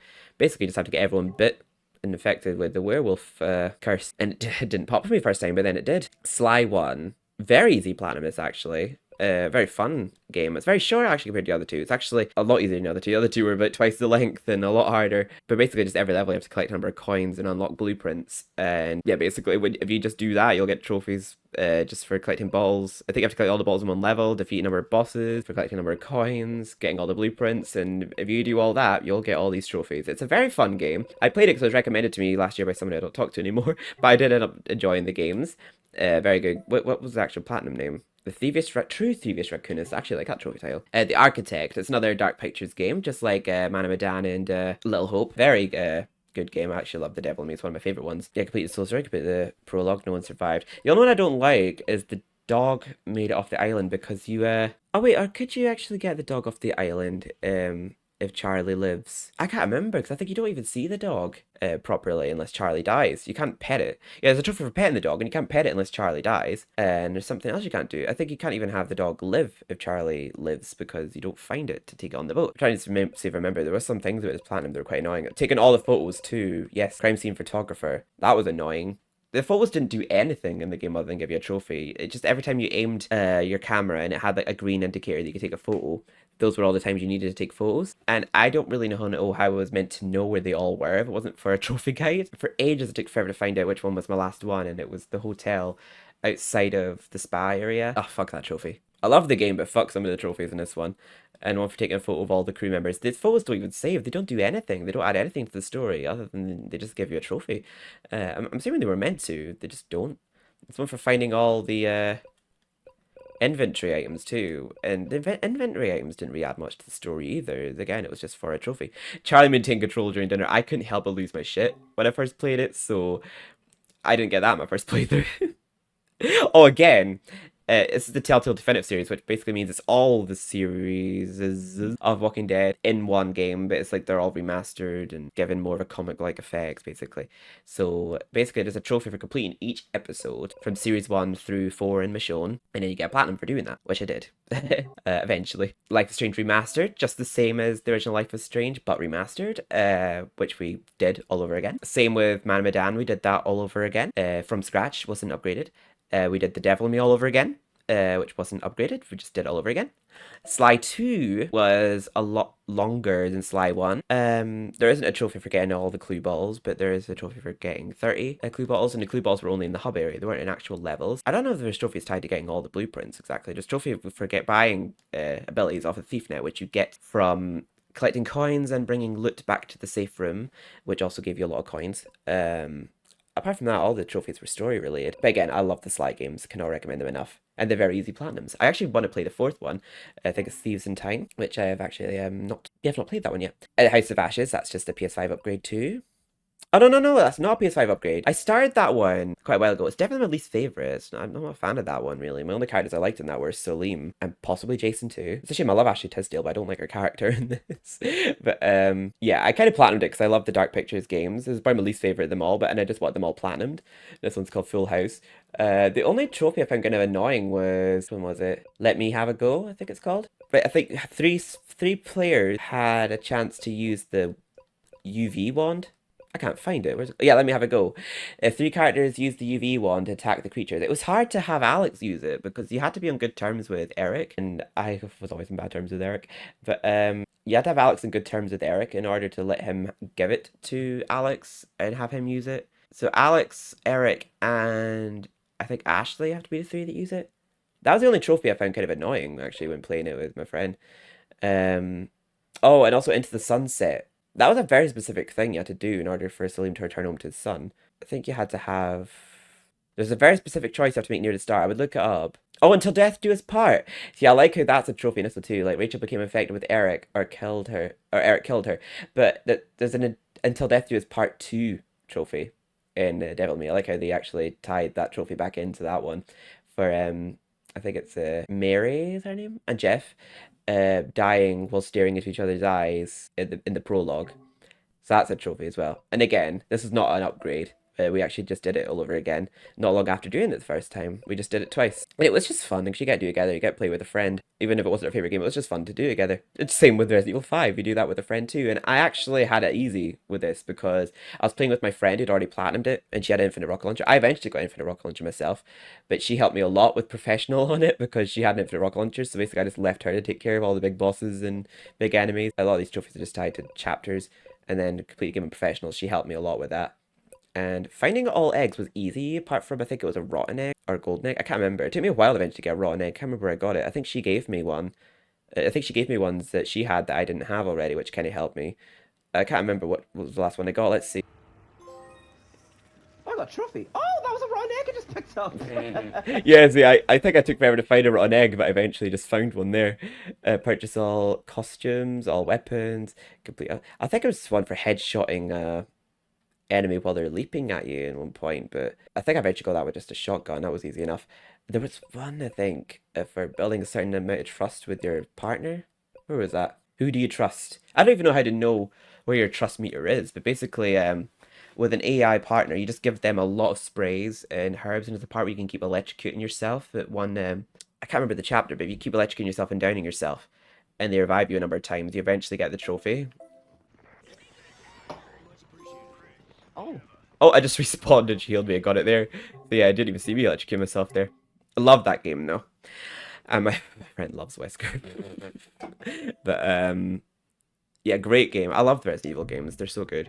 The Platinum Trophy is a bit of a shit name though. I don't like the name. It's Texas Chainsaw Massacre. I kind of cheesed this one. I got this 3 times. I got it on PS. Fuck this Platinum though. There's so many online games that I hate the platinum trophies for, because they just require such specific things that enemies just will never allow you to do. For example, like stabbing all 4 family members in one match was so annoying for me. Execute all 4 victims. Yeah, you have to be the one to kill all 4 victims. So if someone else in your team kills a victim, you don't get it. So it's like you have to count on a teammate not killing a victim so that all 4 kills are yours. So you kind of have to be in a party to make sure that happens. Oh, I remember my friend had a really hard time with that trophy. Drag 20 victims out of hiding spots. I just had to put in the pre-game chat saying, "Can I grab 20 of these out of hiding spots? I won't kill you." And yeah, they let me do it, because I'm like, well, what did they have to lose? You know, kill a victim within 10 meters of any exit. When did I get this? Let me see when I got that. Oh! I killed him in the exit zone. Oh, trophy earned. First blood. Execute your first victim. Wait, so close. And I got, oh, I got 2 trophies there. That was my first victim I killed as Leatherface. Went 4 close encounters. I feel like they're easier to win as victim than they are family, but it took me forever to eventually win them all as family. I think it was easier to do it as Johnny, just because I think he's the strongest. I think you could probably win it as Cook as well. Use the focus ability to unlock. Oh yeah, that'd be easy. They're relatively easy, most of the trophies. The ones, I think, you spelled champion wrong. Kill an enemy within 30 seconds of a match starting. Not an enemy, kill a victim within 30 seconds of a match. It glitched for me because this person was lagging and it registered I killed him, but he was still alive. But it still gave me the trophy. Here. Like, was that within 30 seconds? Yeah, it was. You don't hear my reaction, but I was absolutely thrilled to have gotten it there. But as you can see, he's not there. Like, I'm killing him, but he was still alive after that point, but it gave me the trophy for it. But that trophy, oh, and hung up on you was so annoying, because there's so many times that, like, it was so hard to get, like, victims to bleed out in front of you. I know it says to do it 10 times, but it was so hard to kill victims without just straight up executing them, because like you don't know how close they were to bleeding out. You'd follow them to wait for them to bleed out, and they just would not bleed out in front of you, or a teammate would just show up and kill them when you're waiting for them to bleed out. Oh, it was so annoying. But luckily there was a sissy. It was really nice. I think it was actually my final one. Yeah, this recording here, you might see her in the background. But this sissy actually saw that I bled out this Anna. And she didn't pick her up because she saw that I bled her out. So, like, she just sort of walked up towards me and said, "Please don't take it." And then she just sort of swung at her and then just walked away. It was like, "Oh, thanks." And then I picked her up and hooked her up. Not everyone's going to be that nice. Everyone's just going to come along and steal your kills. But you have to basically wait for victims to bleed out on the floor, and then you have to, like, hook them. And you have to do that 10 times. I'm so glad that the trophies automatically popped when I'm playing another version of it. Oh, Resident Evil 4! See, this Platinum was actually probably one of the hardest, but it's easier now after I've done it. Because in the Mercenaries mode, you unlock the hand cannon from playing the Mercenaries. But for me, you had to unlock the hand cannon. Before that came out, you had to beat the game, I think it was S+, Yeah, you had to get an S plus rank. Or I can't remember what else you had to do. I think you had to beat the game without any. Yeah, you had to beat the game without any bonus weapons in order to unlock the hand cannon. And I did that on S plus. Actually, can't remember how I did it, to be honest. I bet the game on S plus, with an S plus, without any bonus weapons to unlock the hand cannon. But they changed it to where you just had to play mercenaries to do that. So you could just go in with the hand cannon or professional mode. Wait, complete the game main story on hardcore mode with an S rank. Complete the main story on professional mode. Yeah, but you had to complete the game on professional S plus rank in order to get the hand cannon initially, but then they changed that to where it had to be you could do that in mercenaries. But they did that after I'd already done this, and I was like stressing myself silly over that. But you only have to beat the game on hardcore with an S plus rank for the platinum bit. That stacked for me because I did it on. But you could have made your life much easier doing it that way. But God, professional is so unpredictable in this game. Like the enemy's AI, I don't know, the enemy's behavior is so unpredictable and very aggressive, I guess you could say. And they have a lot more health as well. It's very hard. But on professional mode, I basically saved up for a rocket launcher on Krauser and Sadler to make it a bit easier on myself. Because I wouldn't have infinite rocket launcher. I did do professional mode in infinite rocket launcher just to get the trophy for it, but I had to do it again in order to get all weapons on an S plus. Please tell me where I'm off because I'm trying to remember. There was a reason why I had to do an S plus without any bonus weapons. I'm pretty sure it was for the hand cannon, but then they changed it to where you could do it easier on the mercenaries. Real Deadeye, that was so annoying. That should not have been part of the platinum, but I did eventually get it with just a bit of patience. And I did do it on stream actually. I did this entire platinum actually on my YouTube channel. Very good game. Very good game. Probably one of the best they've done actually. Very in depth, so much detail in it. Not a detail missed really. It's a very good one. I can actually recommend Resident Evil 4 enough. Probably one of their best actually. Medieval Resurrection. Yeah, that wasn't actually a long release by the time I did this. I got told about it by a friend. Yeah, Medieval Resurrection Platinum was actually relatively easy. Mostly just for starting each level, beating each boss. The only ones that weren't story related are fulfilling all the chalices, getting all life bottles. You just have to play all the minigames Gallery planes. You don't even have to unlock the Woden's brand, but I did unlock it. And you have to obtain, so you have to fully do 4 of the minigames, but not all of them, at the Carnival Galamir Plains. Defeat an enemy by breathing fire. So yeah, I did that inside the asylum when I used the fire to walk through. When I used the dragon armor to walk through the fire and breathe fire on them, and then I turned them into cooked chicken at the same time, as you'll see. I did that inside the asylum. I was so excited to see they released this to PlayStation Store where this game had a platinum, but they eventually did it with the original Medieval too. And I did that just after doing this. So yeah, I did these two at the same time. You just have to simply read his journal. Even before there's anything added to it, you just simply have to read it in Dan's Crypt to unlock that. A Dan Exterminator. Yeah, in the basement of Hilltop Mausoleum, there's several rats, so you just have to destroy 5 of them for a trophy. In Sleeping Village is a gold trophy for not harming any of the villagers. Sometimes I might accidentally hurt one a little. I don't know if hurting them counts, just as long as you don't kill any. I don't know, but I just didn't hit any. Just be careful. Finish a level outside of Dan's Crypt without taking any damage, and I did that in the graveyard with throwing daggers. I just sort of kept my distance from all enemies to just defeat them all with throwing daggers. But yeah, it's a relatively easy platinum, this one. So even if you're not a fan of Medieval, you'd probably still enjoy platinuming this. Alien Isolation. I loved this game. I was terrified of it when I first played it. I'm so glad I got my first reactions of it in YouTube. But like part 3 or 4, the alien just became more of a nuisance and annoying after a while. But I found it scary when I first played it. The main thing that scared me in this game were the freaking synthetics. The freaking androids that terrified me in this game. They were so creepy. The main hard thing with this game was not harming any humans at the whole game. That was a trophy. There was one for completing on the hardest difficulty, and one for never dying. The one for never dying, I did on novice, just to give myself an easier time. But I actually did die a couple of times. I don't think I died to the alien once in my novice playthrough, but I did die to the face huggers a couple of times. But I kept backing up my save files every now and again. So whenever I did die, I would download from the point I last saved and play it from there, just so that it would undo my death. So I did kind of cheat that a little. But yeah, there are ways you can make that a bit easier on yourself. Just keep backing up your save data along the way for the one for not dying, and that'll take the edge off a little bit for you. Yeah, great game. You play as Ellen Ripley's daughter, the main character from the franchise. Yeah, great game. Basically, you're looking for her in this game when you find yourself on this space vessel called Sevastopol. Really good game. I actually did walk through it on the channel. I didn't platinum it on the channel, but I did walk it through. I actually did Medieval Resurrection 1 year, I think, for Halloween, and I did PS4 version the following year. I did one on stream, and I did one as a walkthrough. No, I didn't. That's what I did. I didn't do it the following year. And with Little Hope, yeah, I just did that all over again with my friend because we loved the game, so we were fine to do it again. And Resurrection, I did that all over again. This one actually I started well before I platinumed it. This is actually a very easy platinum, apart from this trophy. Every trophy in this game is so easy. You'll get the platinum no bother. And don't forget killing 200 zombies is easy at the end because it's a part where there's infinite zombies you could kill with this turreted gun. Very easy to do. Yeah, all these trophies are very easy, apart from survival mode, which is like permadeath. So if you die at any point, you start from the very beginning. But you can save in it. You can continue from where you left off, but if you die, you start from the very beginning. So what I would keep doing is I kept backing up my save files every now and again. So if I did die, I would download from where I last saved and continue, which made it a bit easier for me.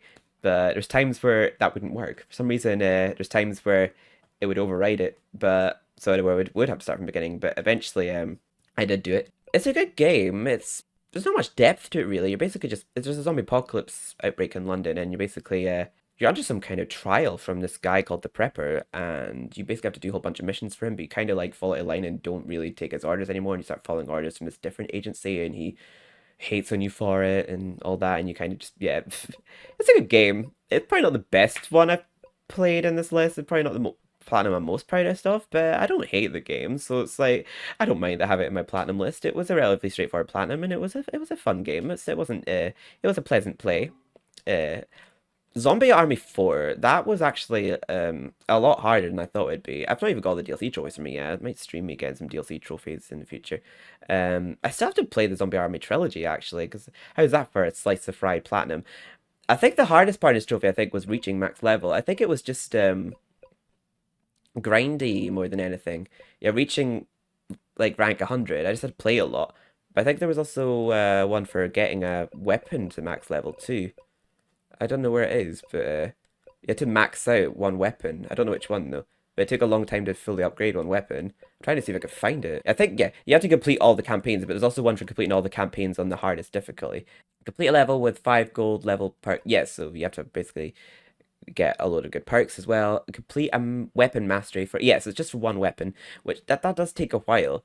It was a fun game though. I didn't mind planning that at all. Like even though it was very grindy, it was just quite hard actually. It was a lot harder than you'd think. Like the ones you have to do waves as well. There's like a hard mode where you do like 12 waves. I think you have to survive 12 waves, and then there's an option to escape or keep going. So unfortunately, if you're playing with other players, you kind of have to keep going if they refuse to go with you. Kill 50 zombies in a row without missing a shot. Oh yeah, that was a bit easier than it sounds. What did you say, Blaine? Complete 4 level sections without using a medkit. Oh. Revive other players 50 times. Kill 50 enemies that are actively attacking other players. Kill 20 plus enemies with one explosive. Yeah, so a lot of these ones you would just end up doing anyway, and if you do miss any, you could just always cheese it in one specific convenient spot, because you could just jump into any mission that you needed to get a specific trophy from.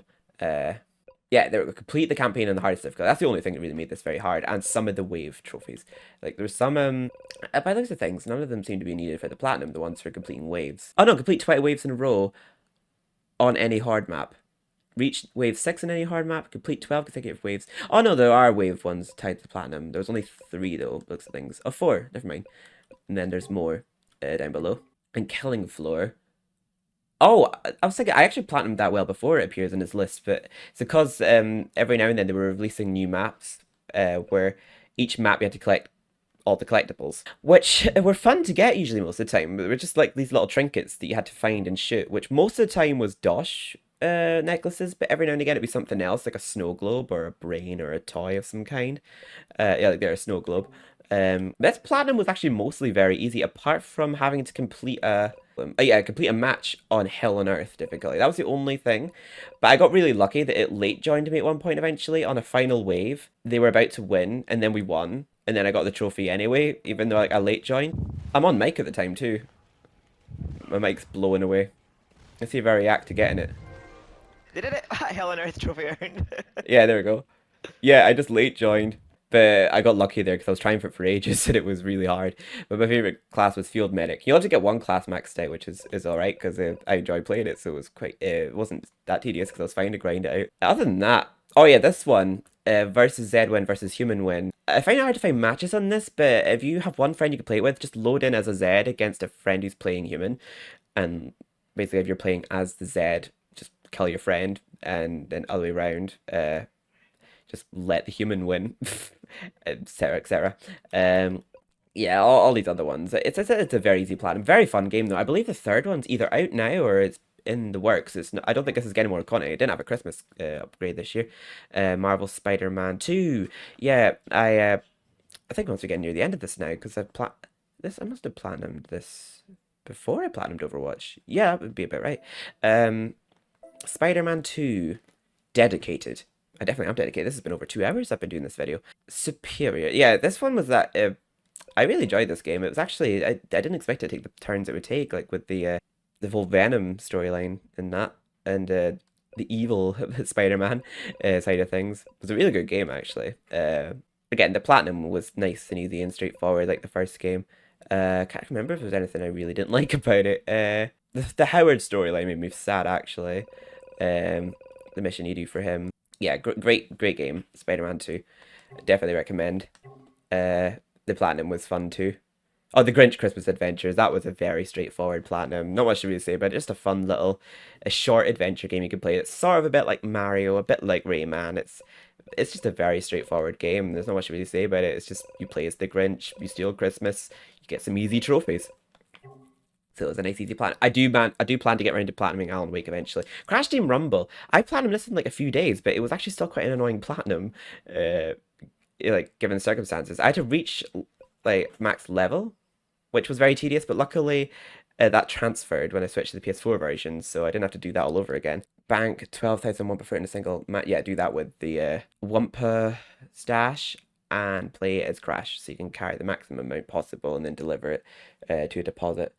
Yeah, this one was actually relatively straightforward. There's only a couple of trophies I found kind of hard in this, which was well, one for winning matches card. That was easy, but then like I had to flatten two enemies at once or slam or super yeah, with a slam or super slam as Crash. That took me forever to do. Like that sounds like it would be easy, but I just had to be in a very specific circumstance where like they were close together. Apparently it was very easy to do against bots, but there we go. Second helping of pancakes. The off the wall one was actually easier than it sounds. And the other one, what was it called? Pest Control. That one took me forever to get. Hit 3 enemies with a single gravity slam as entropy. That one was so annoying. There we are. I seem to have a bit more luck when I was doing the PS4 version because I thought, oh god, I have to get these trophies over again. But I seem to have more luck with it second time around. But yeah, it was actually, considering some of the trophies were annoying me, like how they were very specific what you had to do with them. And you had to like just count on enemies doing what you want them to do in that specific moment. Like here, knock out 5 enemies in a single match, knock out 10 enemies in a single match. I think there's one. Yeah, just knocking out a number of enemies. I don't think you have to do it without dying yourself. I did that as Dingo Dial, I believe. Yeah, I did. It was very easy to do that as Dingo Dial. Resident Evil 0, and that's another great game. The only part I didn't like about this platinum was the Leech Hunter mode. I had to follow a video for that. All the parts that involved Leech Hunter, ugh, I hate it. Because you had to do it 3 times. One, getting all leeches. One for just getting one type of leech, and actually no, I think that's 2 times, so that's a lie. But I needed to do it for Infinite Rocket Launcher, and I can't remember what I did it for at this rate, but you had to do it unlock something, well, trophies as well, for all one kind of leech, and one for defeating all enemies as well. I didn't defeat all enemies in one of them. Oh yeah, no, Wesker mode. Wesker mode was so fun, but unfortunately, you could do Wesker mode, I think, on hard, but you'd have to have done your first playthrough on hard too, because you couldn't change difficulty on the same save file if you did a New Game Plus, which was annoying. Because I had to do everything from scratch on hard, so I couldn't use my Infinite Rocket Launcher on hard. So yeah, I made this harder for myself than I needed to. But I wasn't going to make my first playthrough be on hard. But I did love the game. Like, I love Billy and Rebecca. It was a great story.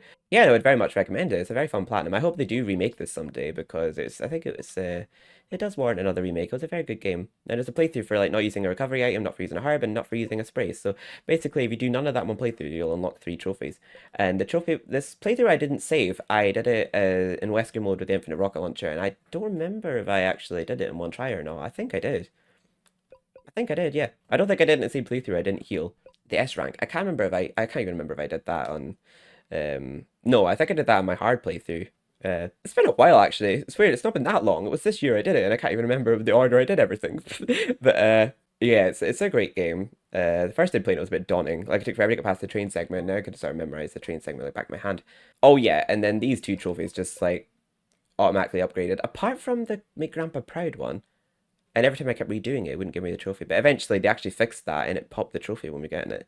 But yeah, I got the PS5 version of the US version, my friend's game, and then I did the PS like and I just logged onto the PS4 version that gave me another free platinum.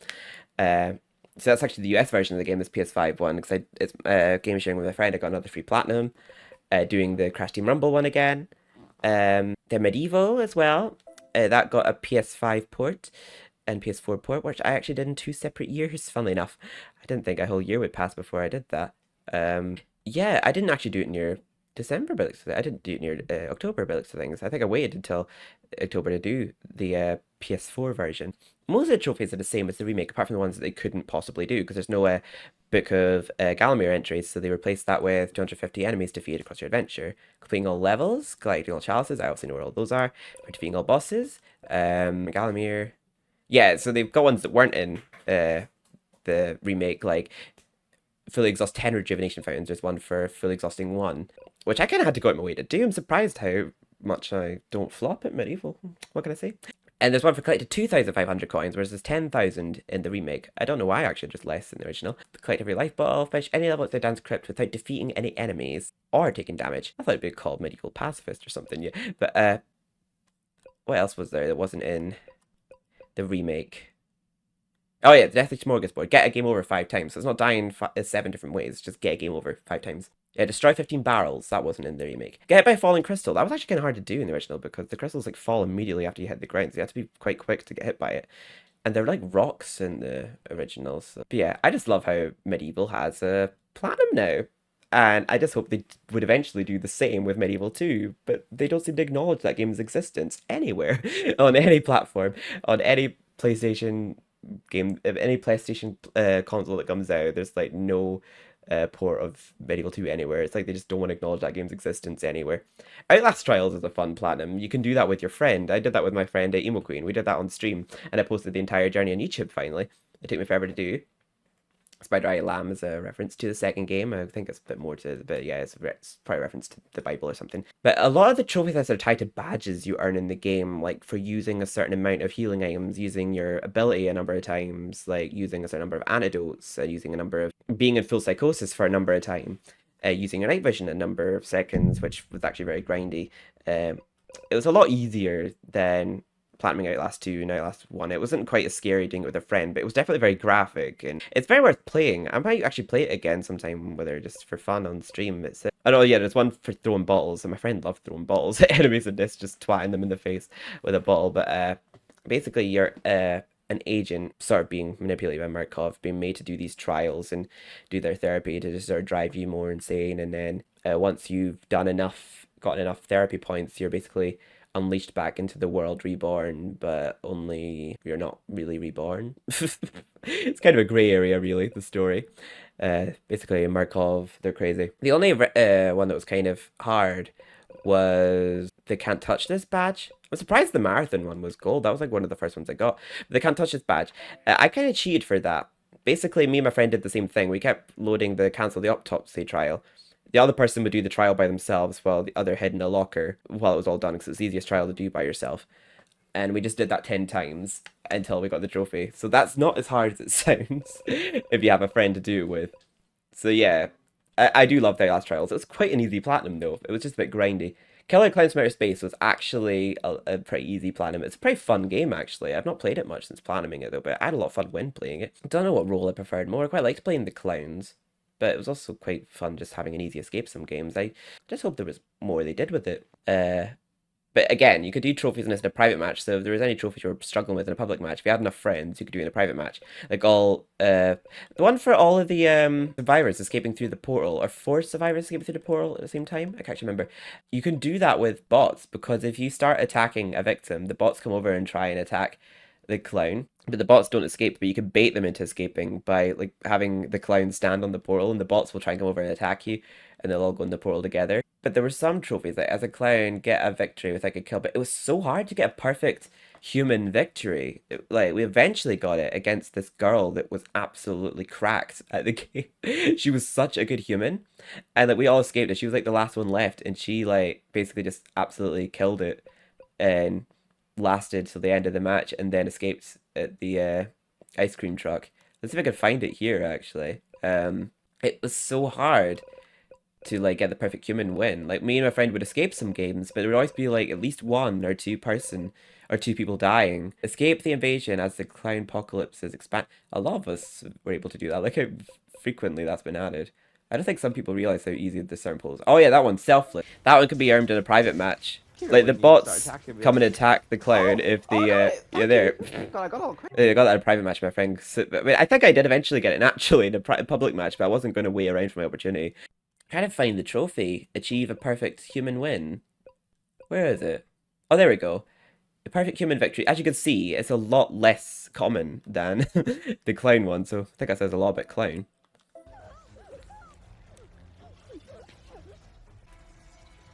That must be a glitch. That's definitely not. Well, we got it, okay? I don't know why that's the trophy showing there though, but that's definitely not the one because that person clearly died.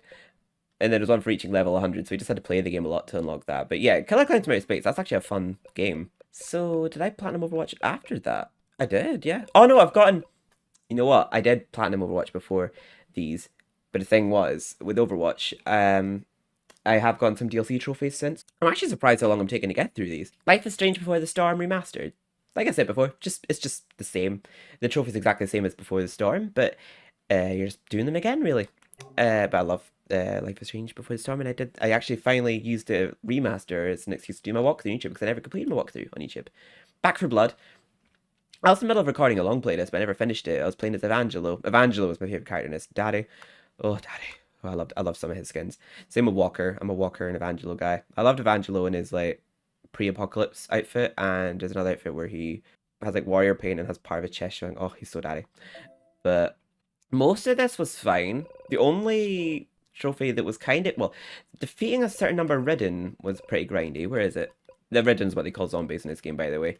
Where is it? There's a trophy for defeating a number of Ridden that was pretty grindy. Completing a game with Swarm mode. I find it so hard to find a match in that, but I did that in a private match with my friend, thankfully. 53,600. That actually doesn't sound like that much considering how often you're killing Ridden in it, but it does take a very long time to unlock that, and we were like failing on Nightmare for ages, and even after I bet the game on Nightmare, I still had a lot of Ridden to kill, like, in order to get that trophy. But yeah, completing each act on Nightmare was a nightmare.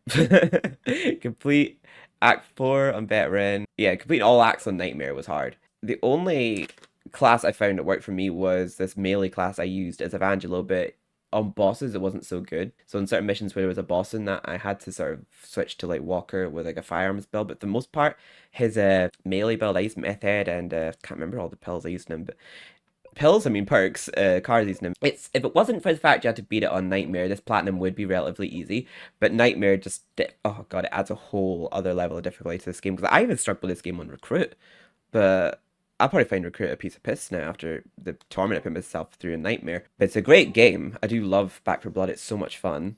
The platinum just about killed me though. Oh, this was another very rewarding platinum. It's been out for a very long time, and only 1.4% of players have this platinum. The main killer in this game was the True Survivor mode, because you have to beat the game on real survival, and in that mode, none of the item boxes are linked, so you had to know what you needed and at what specific points in the game, and if you left something behind in a previous item box, no matter how far back, you had to go all the way back there to get it, passing potentially a lot of enemies that might potentially kill you on your way back. Yeah, that was not ideal, but we got through it, and then, funnily enough, you unlocked the invisible enemies mode after that, which wasn't so bad, because A, you see the reflections of enemies in mirrors, and B, you can sort of like hear where they are, and you can kill them if you could just sort of see roughly where they are. If you can hear roughly where they are and you just sort of aim and shoot in that rough direction, it wasn't as bad as it sounded. Invisible enemy mode wasn't too bad, to be honest. It was more the real survival.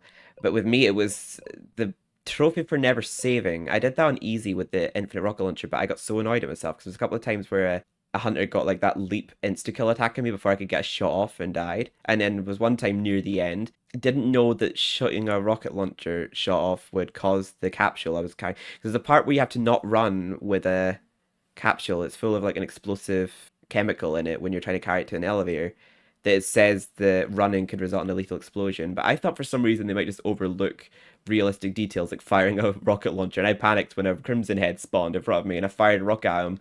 And then I died and I got game over. And it was literally the last part I was worried about before the end. And yeah, I was so devastated. But it was a very rewarding platinum and we got it in the end. And I did love the game. But it was a hard platinum, I'm not gonna lie. But we did it on stream, and people in there will tell you how much I struggled with that. Again, medieval.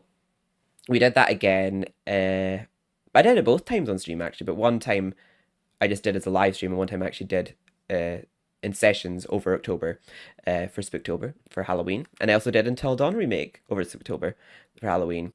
It was mostly the same as original, apart from there's new collectibles on the Mountain 2, which were trophies in themselves for getting all the new interactables. And there's more totems than there were in the original game because there's a whole new type of totem called hunger totems, which all show Hannah's perspective for becoming.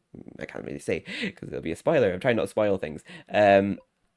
Emily or Matt used the flare gun to successfully defend themselves against it. So they've added some new ones that weren't in the original. Like that wasn't one, but that was in the original. Achieving the best ending for Josh. Cycle's identity was revealed. That happens in the original, but there's no trophy for it. Shake the snow globe, which is something you can do with Sam, and it's one of the new interactables. Complete the prologue. Complete a full playthrough. Both Matt and Emily started separate confrontations in the lodge. I didn't even know it would be one. That does happen in the original, but it's not a trophy. Emily slapped Ashley after. Yeah, that's an iconic part from the original game, which I'm glad they made a trophy. When I was take a bad selfie with Jessica, I'm sure a lot of people did that, and they made that trophy because of people who did that, like myself. Mike saved Jessica from an unknown attacker, well, without failing a quick time event. Mike successfully escaped the sanatorium in chapter 9. So yeah, there's a lot of new trophies in it that weren't in the original, but they could happen in the original. Like, despite Doctor's warning, you tried changing the past. Yeah, so that is basically from starting a new game on the same slate, if that makes sense. Starting a new game plus, basically, is how you get that trophy. Because, yeah, he tells you off for trying to start a new game and change what happened. And they added a new one. Matt and Jessica are the only ones who survived until dawn. That isn't one in which you let wrong one. It's yeah, some of them are the same. And the Nightmare on Ash Street was a trophy in the original, but it's called Ashley Snaps in the original. And yeah, other than that, I think they're all the same. Yeah, they are. But yeah, I platinumed that again. Great game. And again, Tales from Borderlands, great game.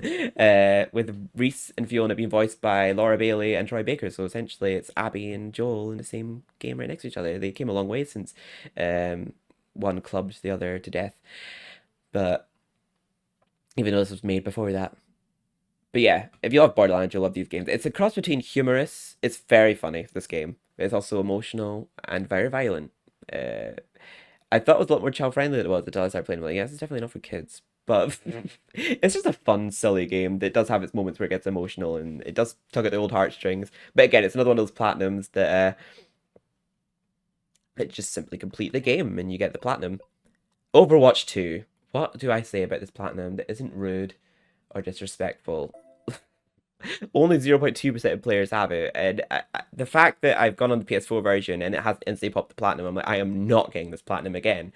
Unless like it just registers that I've done everything needed for it and just instantly pops, I'm not going for it again, because like it was killer. Like the things you have to do in it are so specific. Like the ones for like winning games is easy. It's the only gold trophy in the game, but it's so easy, that one.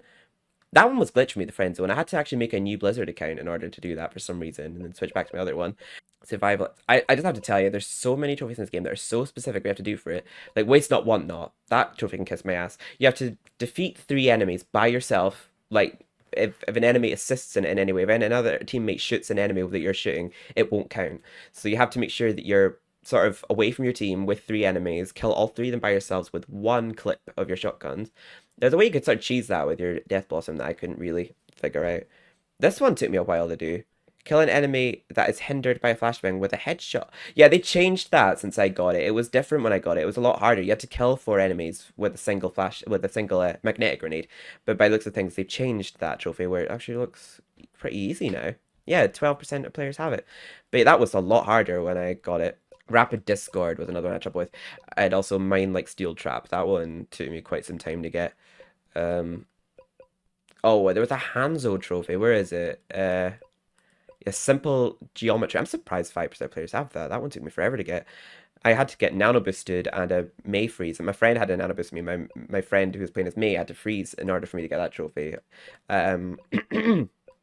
Another one. That one was actually pretty easy. If you like do a headshot and like jump as you headshot, it counts as being airborne. And eventually I just kept spamming that and eventually it worked. Where is it? Rapid Discord. Oh, Floor is Lava. Luckily, I actually had I had a Sombra and a Hanzo that actually let me do this to them. Let's see if I can show it here. Yeah, like I asked for help in chat and they actually obliged. Yeah, there. They just stood there and let me do it. But there we go, Rapid Discord. That one was so annoying. But luckily my friend was playing as May and froze enough enemies for me to get 3 kills. We did it several times, the whole May and Zen combo, until we eventually did it.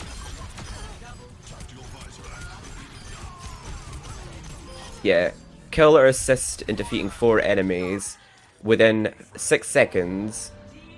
Doesn't give you much time between each kill, but we did it, thankfully. I think the timer starts ticking down as the first kill happens. But yeah, very hard platinum. I wouldn't recommend if you want your brain cells to maintain intact, but I did it. Dead by Daylight, yeah, I did that platinum all over again. It was actually easier second time round just because the nurse was easier to play. I think that actually shows my recording for this one. Oh yeah, my last trophy was Where Did They All Go? Oh, the mech is here! I didn't see how many gens there were though. Wait. I can't see how many gens there were, but yeah, that's back when all 4 survivors could escape through the hatch at the same time. But yeah, there'd have to be 1 gen remaining because I know the number of gens remaining on the map I know what it is. The survivors had to outnumber the numbers of gens remaining on the map, including the 2 that you don't have to repair. So there was 3 gens remaining on the map, 4 survivors. So 1 more survivor than there were gens. So the hatch spawned. So if there was 2 survivors and there was 4 gens left, yeah, that would spawn. And then 3 survivors and there was 5 gens left. Well, no, that wouldn't count. Sorry, no. But you get what I mean. The number of survivors had to outnumber the amount of gens that were left on the map in order to be able to actually escape together through the hatch. But it was more the DLC trophies in this game that were a pain. Skilled Huntress having to be 20. Well, it's 100. No, it's 100 in PS5 still. I think they changed on PS4 to 20 hits. But on PC and Xbox, it's 100 hits from further than. No, it's not even hits. It's downs from over 100 meters as the Huntress.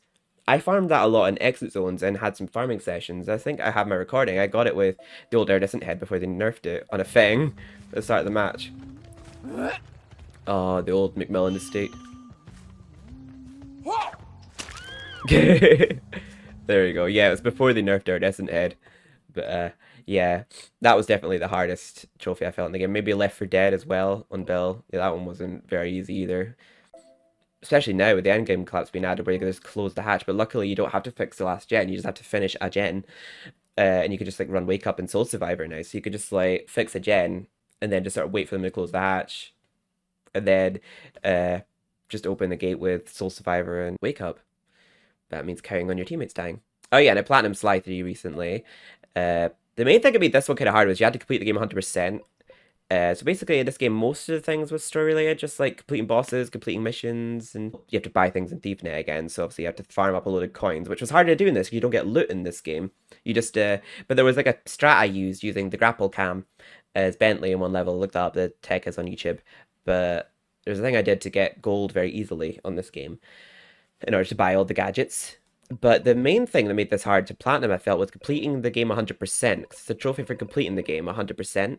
And the only thing that really made that hard was the challenges. Because after every level, you had to redo things that you did in that level or episode under a time limit or with less health or something. And it just was so unnecessarily annoying. It just really got my nerves. I don't know, it's just because I was recording it for YouTube and I knew all the editing I'd have to do it afterwards, but yeah, it just was annoying. Overall, I do love it. I do love all the Sly games. A Way Out was a very fun game, but with a very sad ending. I'm not going to say why, but it really made my friend upset. We had such a laugh playing the whole game right up to the very end. It just made us so upset. But a lot of the trophies in this were actually very easy. You could platinum this in like 10 minutes if you've had all chapters unlocked, because a lot of the trophies in this game are just like little Easter eggs. They don't really tell you what's required for them. It just gives you a little riddle and a hint as to what it could be. And it's just like a little interaction or little thing you can, yeah, just little things you can interact with in each chapter or segment. Some of them, I think there was like 3 or 4 in the same segment actually.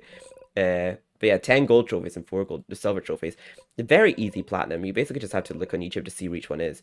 It's actually pretty near to that level. The dip, you set a new record. Basically, they're on this, I don't know what you call it, push-up thingy. I don't know, you're on these bars. You have to basically challenge this guy to doing 20 without breaking a sweat, and you get a trophy for that. But that was really hard to do. You have to start mashing square like crazy to do that. And that one, you're clearly good with. The bat was very luck-based. It took forever to actually hit a home run when playing with my friend. But yeah, basically you play as these 2 people who escaped from jail, and that's about all you really need to know. The rest you can find out playing yourself. But it's a great game. Oh yeah, and I platinumed that again recently. Not much really to say about Grinch. Senua's Sacrifice, Hellblade. That was actually a lot better than I thought it would be. I heard it was a good game, but I also heard it was an easy platinum, so I thought I'd just give it a go. But it was actually a really good game. That it really touches on trauma, psychosis, and loss, and basically just guilt and coming to terms with losing someone you care about. I love how they involved, like the creators actually involved people who do suffer with psychosis in the development of the game to portray a very accurate depiction of the condition. A very good game, a very relaxing game as well, surprisingly. Apparently, oh god, it really did mess with my mind because it says that like your game file will be erased and you have to start over if your rot reaches your head. Apparently, that never actually happens, but I thought it did. And I thought the game had a permadeath setting and it actually freaked me out, but it never actually did happen for me. But apparently, it's just I don't know what they call it, a bluff, and it actually did work on me. But it's a great game though, Hellblade. Love it. It's just called Done, the platinum as well. I Am the Knight is my final trophy, my final platinum trophy before I got to 100, which was Batman: The Enemy Within. Great game actually. Basically, throughout the whole game, I don't really know what could have been different between me and the Joker, but basically, I feel somewhat sorry for Joker by the end of it, because he seems like a somewhat decent guy, but with a bit of a screwless. He tries his best to be a good guy, but he's just goes a bit doolally. But I was choosing pretty bad choices, so I don't know if my choices were better, would he turned out better. But it was a very good game, some great twists. I'm not going to spoil too much, but I really enjoyed it.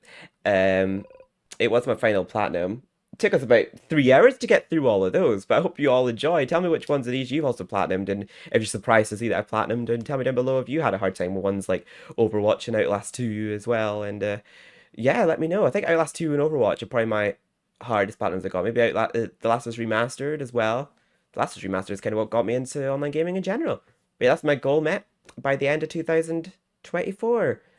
I hope you all enjoyed me going through each of those. Yeah, take care, everyone. Have a good one, and I'll see you in the new year with lots more streaming and lots more content.